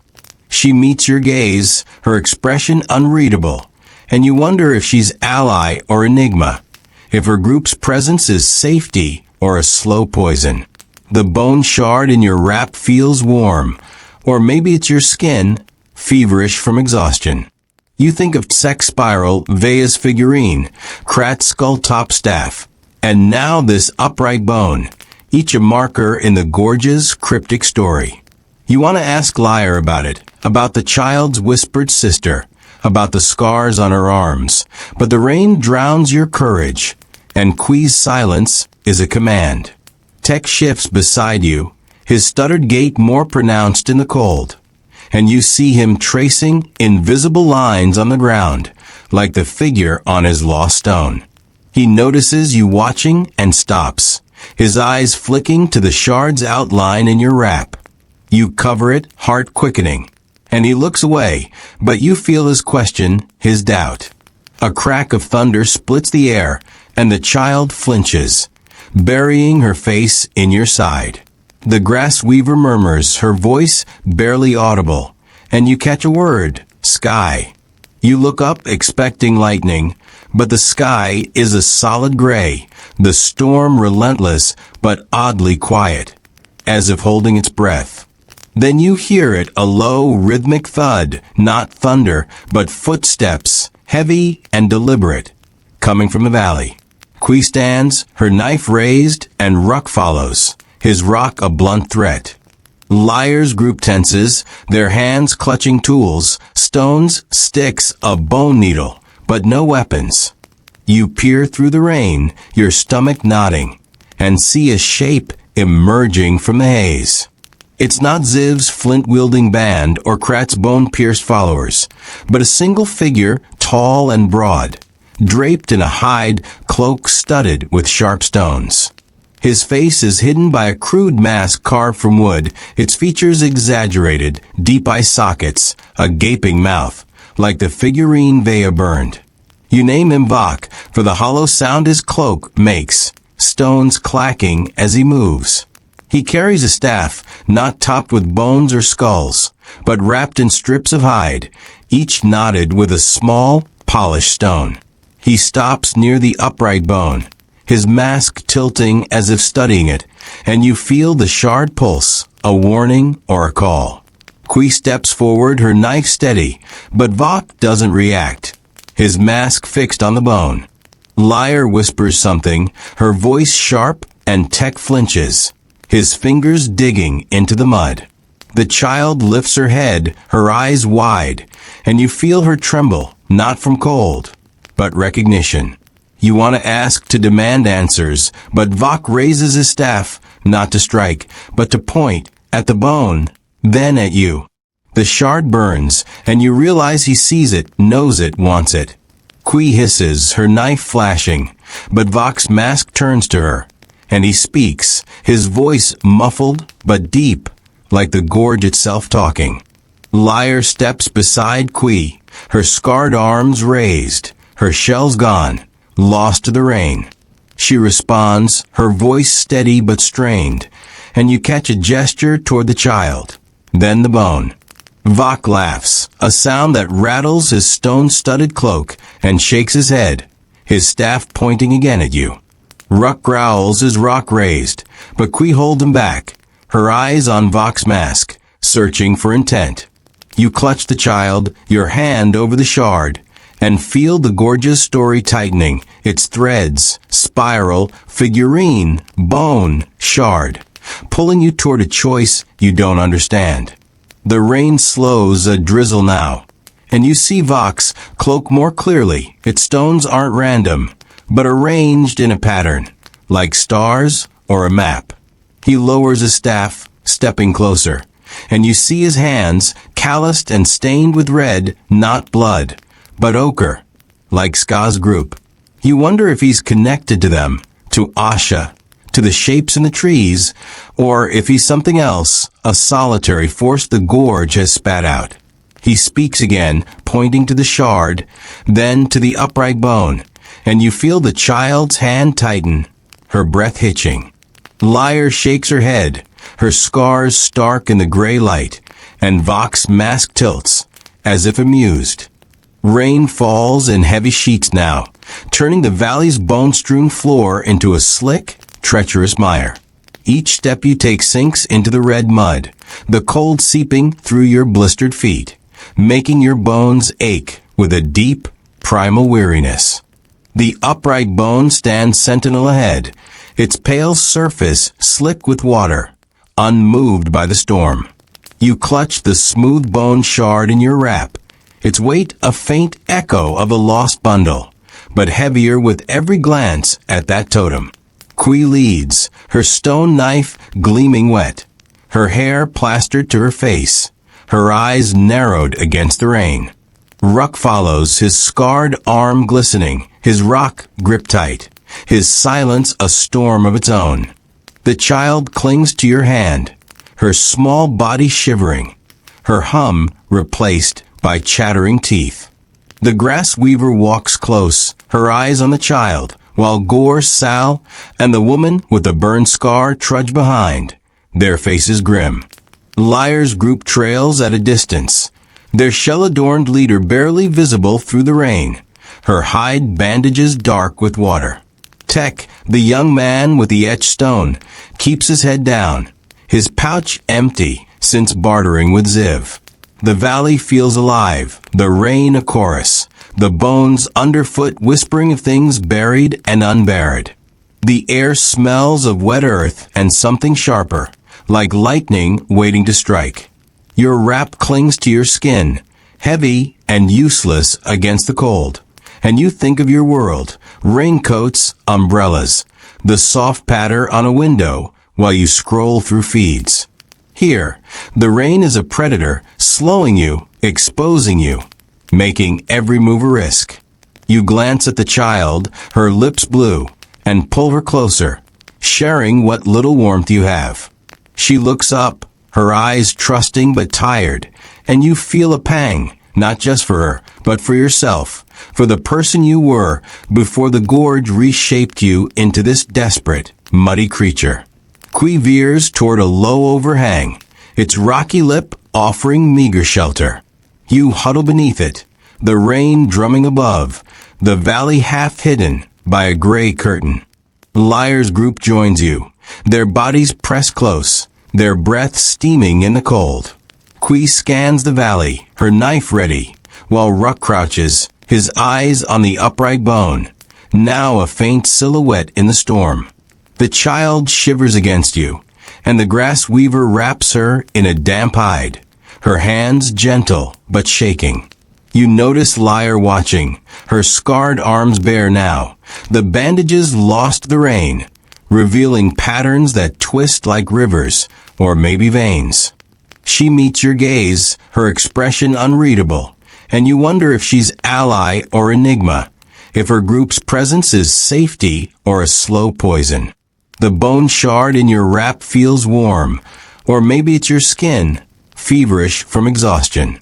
You think of Sex Spiral, Vea's figurine, Krat's skull-top staff, and now this upright bone, each a marker in the gorge's cryptic story. You want to ask Liar about it, about the child's whispered sister, about the scars on her arms, but the rain drowns your courage, and Kui's silence is a command. Tech shifts beside you, his stuttered gait more pronounced in the cold, and you see him tracing invisible lines on the ground, like the figure on his lost stone. He notices you watching and stops, his eyes flicking to the shard's outline in your wrap. You cover it, heart quickening, and he looks away, but you feel his question, his doubt. A crack of thunder splits the air, and the child flinches, burying her face in your side. The grass weaver murmurs, her voice barely audible, and you catch a word, sky. You look up expecting lightning, but the sky is a solid gray, the storm relentless but oddly quiet, as if holding its breath. Then you hear it, a low rhythmic thud, not thunder, but footsteps, heavy and deliberate, coming from the valley. Kui stands, her knife raised, and Ruck follows, his rock a blunt threat. Liar's group tenses, their hands clutching tools, stones, sticks, a bone needle, but no weapons. You peer through the rain, your stomach knotting, and see a shape emerging from the haze. It's not Ziv's flint-wielding band or Krat's bone-pierced followers, but a single figure, tall and broad, draped in a hide cloak studded with sharp stones. His face is hidden by a crude mask carved from wood, its features exaggerated, deep eye sockets, a gaping mouth, like the figurine Vea burned. You name him Vok, for the hollow sound his cloak makes, stones clacking as he moves. He carries a staff, not topped with bones or skulls, but wrapped in strips of hide, each knotted with a small, polished stone. He stops near the upright bone, his mask tilting as if studying it, and you feel the shard pulse, a warning or a call. Kui steps forward, her knife steady, but Vok doesn't react, his mask fixed on the bone. Lyre whispers something, her voice sharp, and Tech flinches, his fingers digging into the mud. The child lifts her head, her eyes wide, and you feel her tremble, not from cold, but recognition. You want to ask, to demand answers, but Vok raises his staff, not to strike, but to point, at the bone, then at you. The shard burns, and you realize he sees it, knows it, wants it. Kui hisses, her knife flashing, but Vok's mask turns to her, and he speaks, his voice muffled but deep, like the gorge itself talking. Lyre steps beside Kui, her scarred arms raised, her shells gone, lost to the rain. She responds, her voice steady but strained, and you catch a gesture toward the child, then the bone. Vok laughs, a sound that rattles his stone-studded cloak, and shakes his head, his staff pointing again at you. Ruck growls, his rock raised, but Kui holds him back, her eyes on Vok's mask, searching for intent. You clutch the child, your hand over the shard, and feel the gorgeous story tightening, its threads, spiral, figurine, bone, shard, pulling you toward a choice you don't understand. The rain slows a drizzle now, and you see Vok's cloak more clearly. Its stones aren't random, but arranged in a pattern, like stars or a map. He lowers his staff, stepping closer, and you see his hands, calloused and stained with red, not blood, but ochre, like Ska's group. You wonder if he's connected to them, to Asha, to the shapes in the trees, or if he's something else, a solitary force the gorge has spat out. He speaks again, pointing to the shard, then to the upright bone, and you feel the child's hand tighten, her breath hitching. Lyre shakes her head, her scars stark in the gray light, and Vok's mask tilts, as if amused.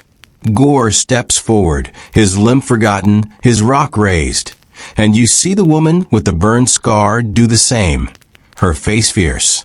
Sal hesitates, his sharp gesture stilled, but he joins them, a stick in hand. You want to stand, to fight, but the child's weight anchors you, her trust a chain. Vok doesn't move, his staff planted, his mask a silent challenge. Then you hear it, a soft hum, not from Lyre, but the upright bone, its surface shimmering, as if the rain has woken it. The shard pulses in rhythm, and you feel a pull, like the gorge is calling you to act, to choose. Lyre kneels, her hands on the ground, and begins to chant, a low, mournful sound that echoes the bone's hum. Tech joins her, his click soft, his fingers tracing the mud again, drawing the stick figure from a stone. Kui watches, her knife steady, but her eyes flick to you, a question in them, trust Lyre or fight Vok. You think of sex sacrifice, Vea's fire, Krat stampede, and wonder if every choice here is a loss disguised as survival. The child whispers, sister, and you look at Lyre, her chant rising, her scars glowing faintly, or maybe it's the rain playing tricks. Vok steps toward the bone, his staff raised, and the hum grows louder, a vibration you feel in your teeth. He touches the bone, his ochre-stained hand leaving a mark, and the ground shifts, a faint tremor that makes the child cry out. Kui lunges, her knife aimed at Vok, but he sidesteps, his cloak clacking, and swings a staff, not to hit, but to block.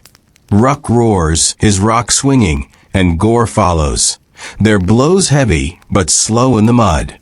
Liar's chant falters, her eyes on the bone, and you see a crack, a thin line running down its length, like a promise breaking. You stand, the child clinging to you, and pull the shard from your wrap, its smoothness warm against your palm. You don't know why, but you raise it, holding it toward the bone, and the hum stops, the tremor fading.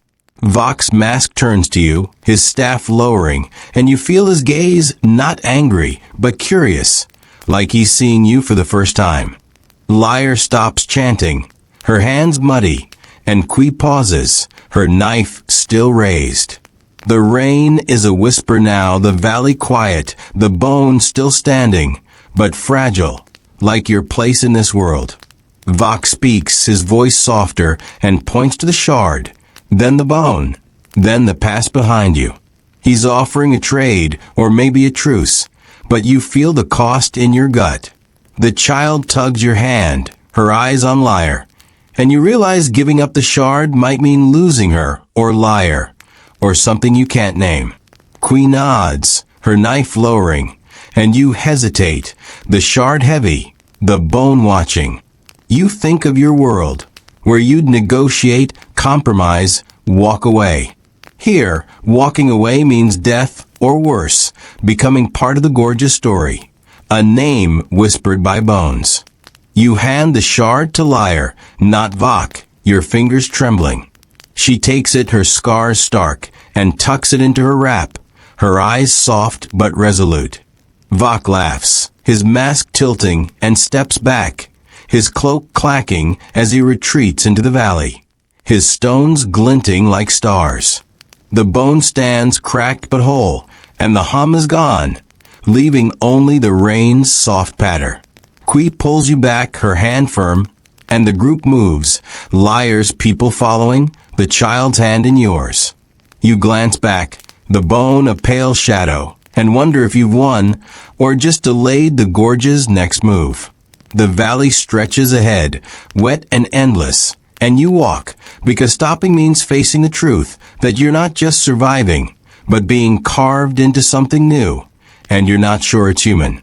The rain has dwindled to a faint mist, cloaking the valley in a haze that blurs the edges of the world, making every rock and shrub seem like a shadow waiting to move.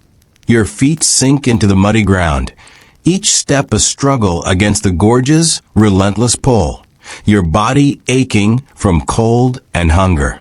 The child's hand is warm in yours, her small fingers gripping tightly, as if you're her anchor in this endless storm of survival.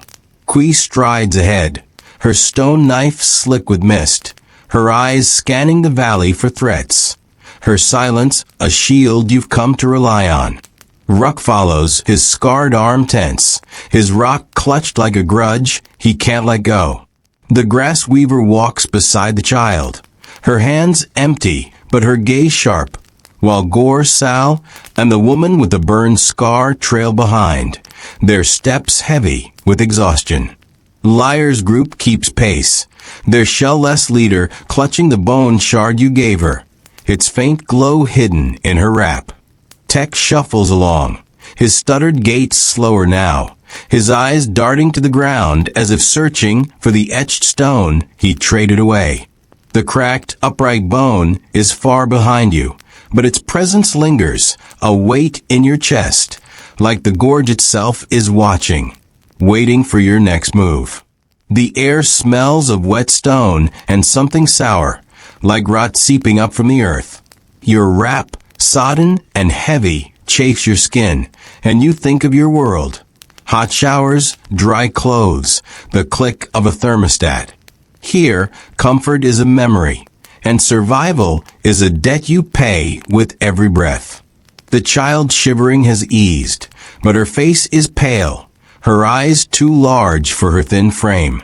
You want to carry her, to shield her from the gorge's cruelty, but your own strength is fading, and you know she's tougher than she looks. She has to be, to survive this place.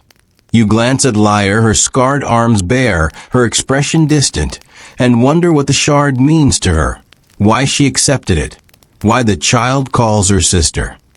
Qui veers toward a cluster of low, twisted trees, their branches bare except for a few stubborn leaves clinging against the mist.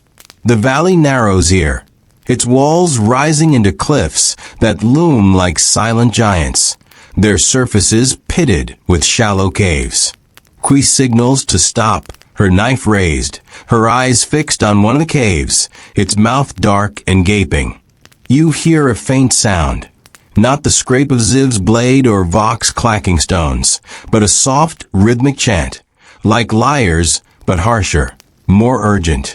Ruck crouches, his rock ready, while Gore mutters, his limp pronounced as he shifts his weight. The grass weaver pulls the child close, her whisper barely audible, and you feel the tension ripple through the group, a familiar dance of fear and readiness. Liar steps forward, her hand on the shard, and you see her scars glisten, as if the mist has brought them to life. She listens to the chant, her face tightening, and you wonder if she knows its source, if it's tied to her scars, her group, her past. Qui gestures to approach the cave, keeping low, and you follow, the child's hand in yours, your heart pounding. The chant grows louder, a cadence of grunts and hums, and you see movement inside, shadows shifting, not beasts, but people, their forms indistinct. You think of the gorgeous symbols, spiral, figurine, bone, shard, and feel the shard's absence, its transfer to Liar, a choice you're not sure was right. The cave's entrance is narrow, its walls slick with moisture, and Qui pauses, peering inside. You glimpse the scene, a small fire, its flames low, surrounded by 5 figures, their bodies draped in hides marked with streaks of white clay. They're homo habilis like your group, but their faces are painted with the same clay, giving them a ghostly look, like spirits caught between worlds. One, a man with a shaved head and a single eye, leads the chant, his hands raised, holding a small object, a bone, carved with lines that twist like Liar's scars. You name him Oro for the low, rolling sound of his voice, like thunder trapped in his throat. The others follow his rhythm, their eyes fixed on the fire, where a pile of roots smolders, sending up a bitter smoke. Qui signals to wait, her knife steady, but Liar steps closer, her hand on the shard, her expression torn. Oro notices her, his chant faltering, and his single eye narrows, glinting in the firelight. He doesn't stand, doesn't attack, but raises the carved bone, pointing it at Liar, then at you. The child gasps, her hand tightening, and you feel the gorge's story shift, another thread pulling tight. Oro speaks, his voice sharp, and Liar responds, her tone soft but firm, her scars stark against her skin. You see the others in his group, a woman with a missing ear, 2 men with clay-smeared hands, and a young girl no older than your child, her eyes wide but empty, like she's seen too much. Qui steps into the cave, her knife lowered but ready, and you follow, the child beside you, the grass weaver close behind. Oro's group doesn't move, their chant stopped, their eyes on Liar's shard, now visible in her hand. The air is thick with smoke, stinging your eyes, and you notice a pattern on the cave wall, lines and dots not random, but a map, or maybe a story, like Sex spiral or Tex-etch stone. The carved bone in Oro's hand hums, or maybe it's the smoke, clouding your senses, and you feel the shard's echo, as if it's calling to its kin. Liar kneels, her scars glowing faintly, and places the shard on the ground, not an offering, but a statement. Oro leans forward, his eye fixed on it, and you see his hand tremble, the carved bone shaking. He speaks, pointing to the child, then to the cave wall, and you realize the pattern isn't just a map. It's a record, a tally of lives or deaths, each a story, each line a loss. The child's breath hitches, and you pull her close, her warmth grounding you. Qui watches, her knife still, but Ruck shifts, his rock raised, his patience fraying. Gore and Sal stand ready, their eyes on Oro's group, while the woman with the burn scar mutters, her voice low, like a prayer. The young girl in Oro's group stands, her clay-painted face ghostly, and walks to the fire, tossing a root into the flames. The smoke thickens, its bitterness choking, and you feel a dizziness, like the gorge is pulling you under. Oro chants again, his bone raised, and the others join, their voices a wall of sound. Lyre stands, her scar stark, and picks up the shard, her hand steady. She speaks, her voice cutting through the chant, and Oro stops, his eye wide, his bone lowered. You don't understand the words, but you feel the conflict, a claim, a challenge, a debt unpaid. The cave trembles, a faint rumble, not thunder, but the earth itself, like the tremor when Vok touched the upright bone.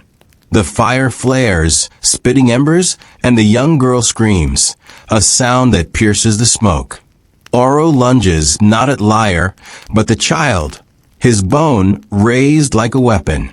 You react, shoving the child behind you, your body a shield. Qui swings her knife, catching Oro's arm, and Ruck roars, his rock slamming into the shoulder of the woman with the missing ear. The cave erupts, shouts, blows, the crack of stone on flesh. Lyre grabs the young girl, pulling her from the fire, her scars glowing. Or maybe it's the flames. You scramble, the child clinging to you, and see the grass weaver swing a rock, her face fierce. Gore and Sal fight, their blows heavy, while the woman with the burned scar grapples with one of Oro's men, her scar red in the firelight. Tech stands frozen, his click silent, his hands empty, but you see him trace the wall's pattern, as if it holds answers. The smoke chokes you, the rumble grows, and you feel the cave's walls closing, like the gorge is swallowing you whole.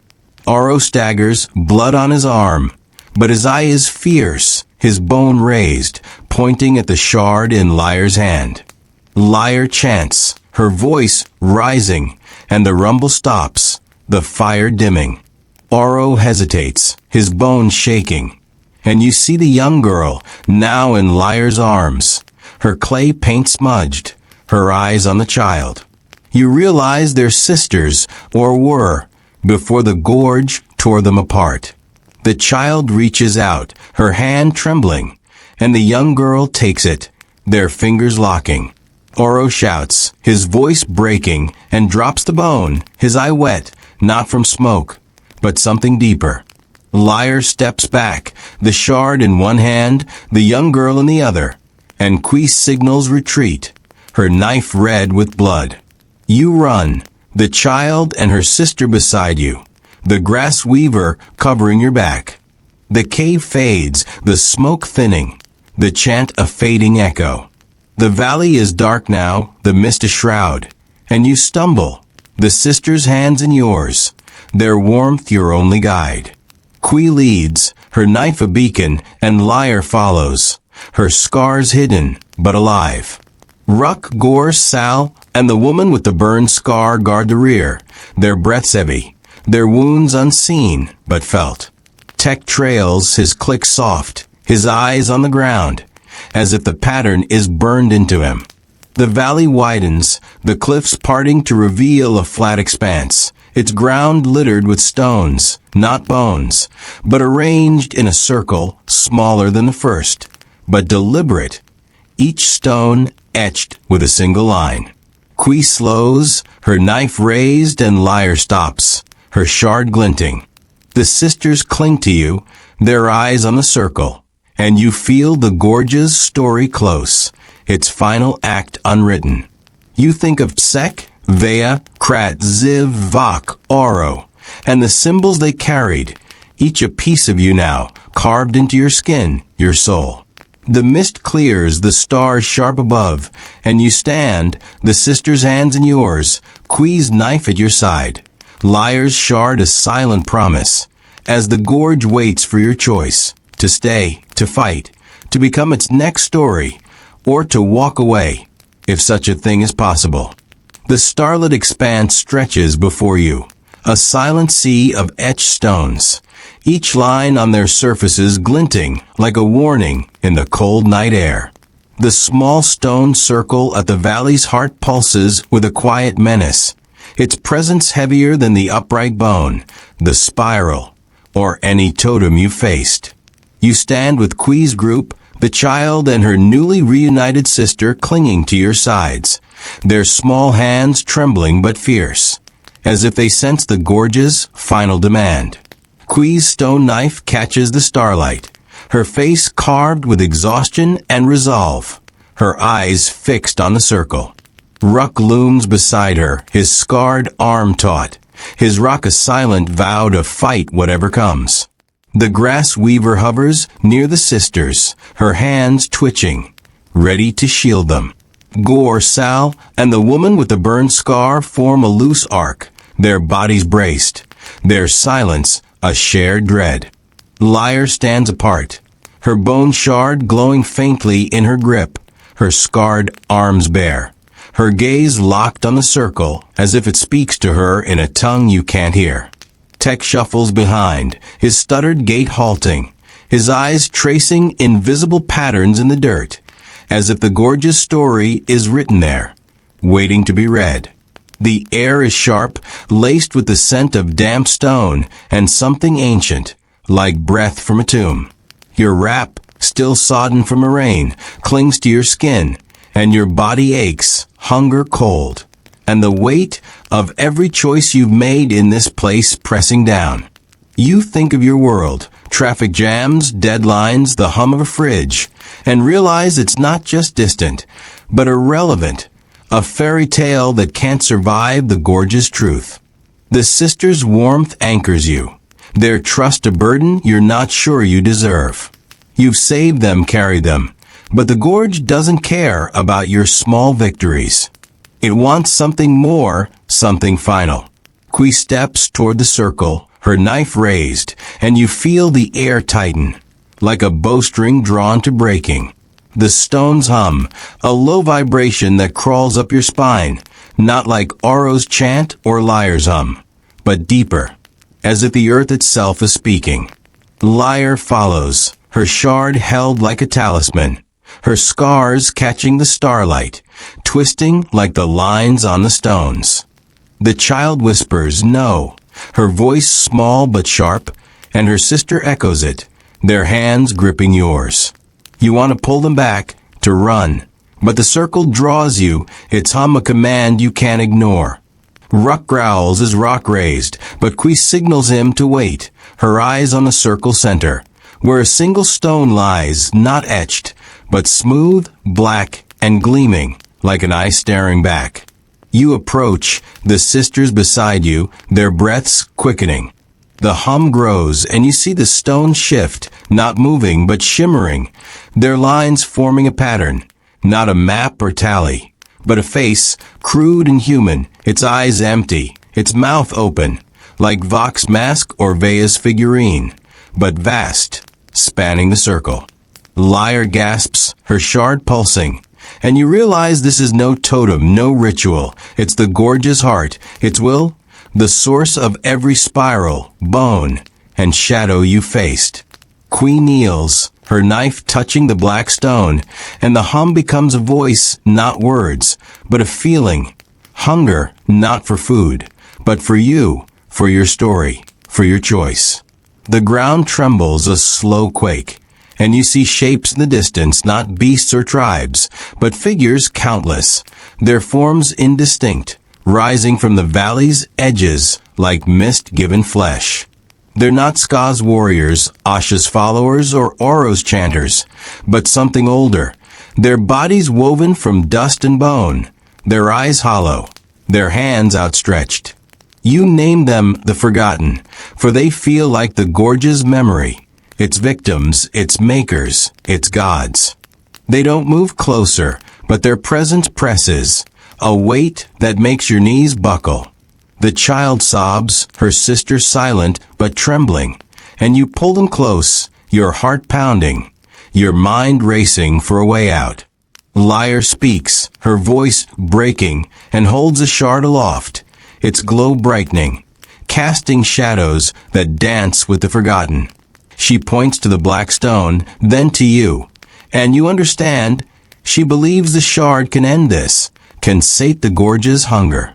Qui stands, her knife red with her own blood, a cut she's made on her palm, and she smears it on the black stone. Her face fierce, but afraid. The hum falters, the forgotten pause, and you think it's working. That blood and bone can buy your freedom.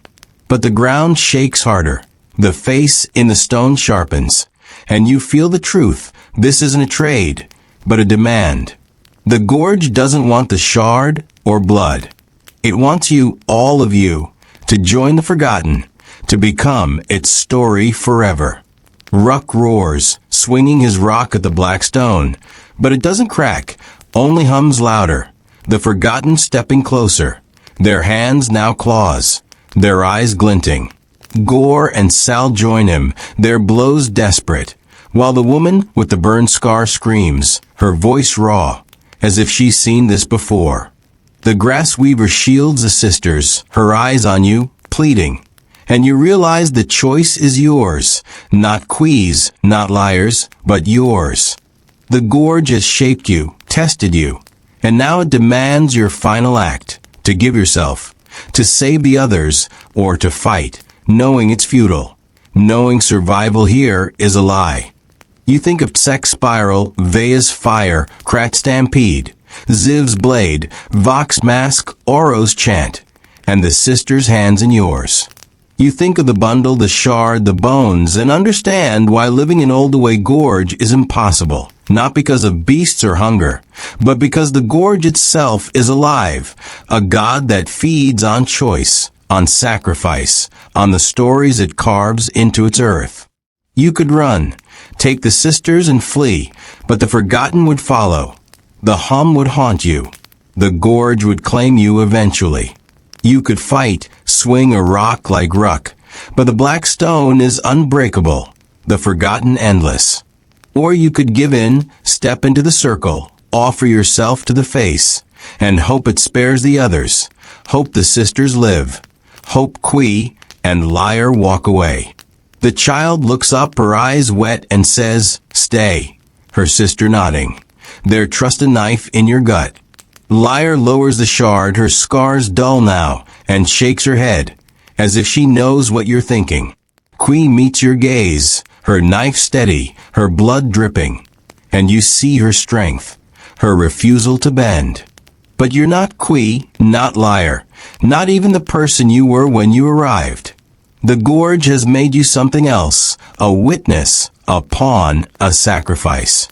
You let go of the sisters' hands, their cries sharp, and step toward the circle. Your feet steady despite the quake, your heart loud despite the hum.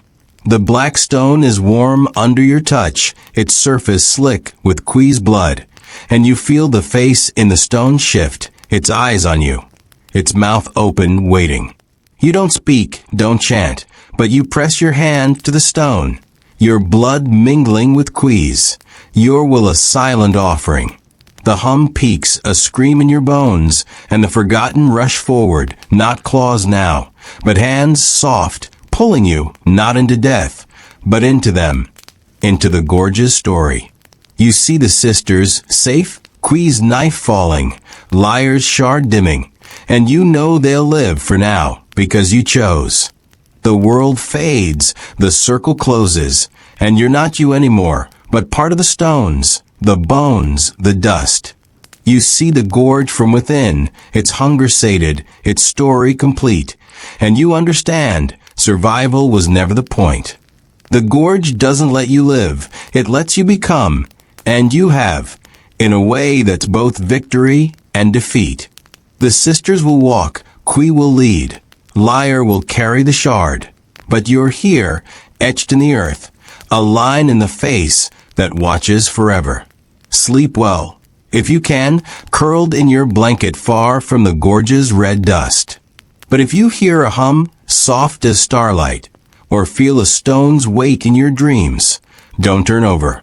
It might be me or the forgotten, whispering your name, asking if you're ready to choose.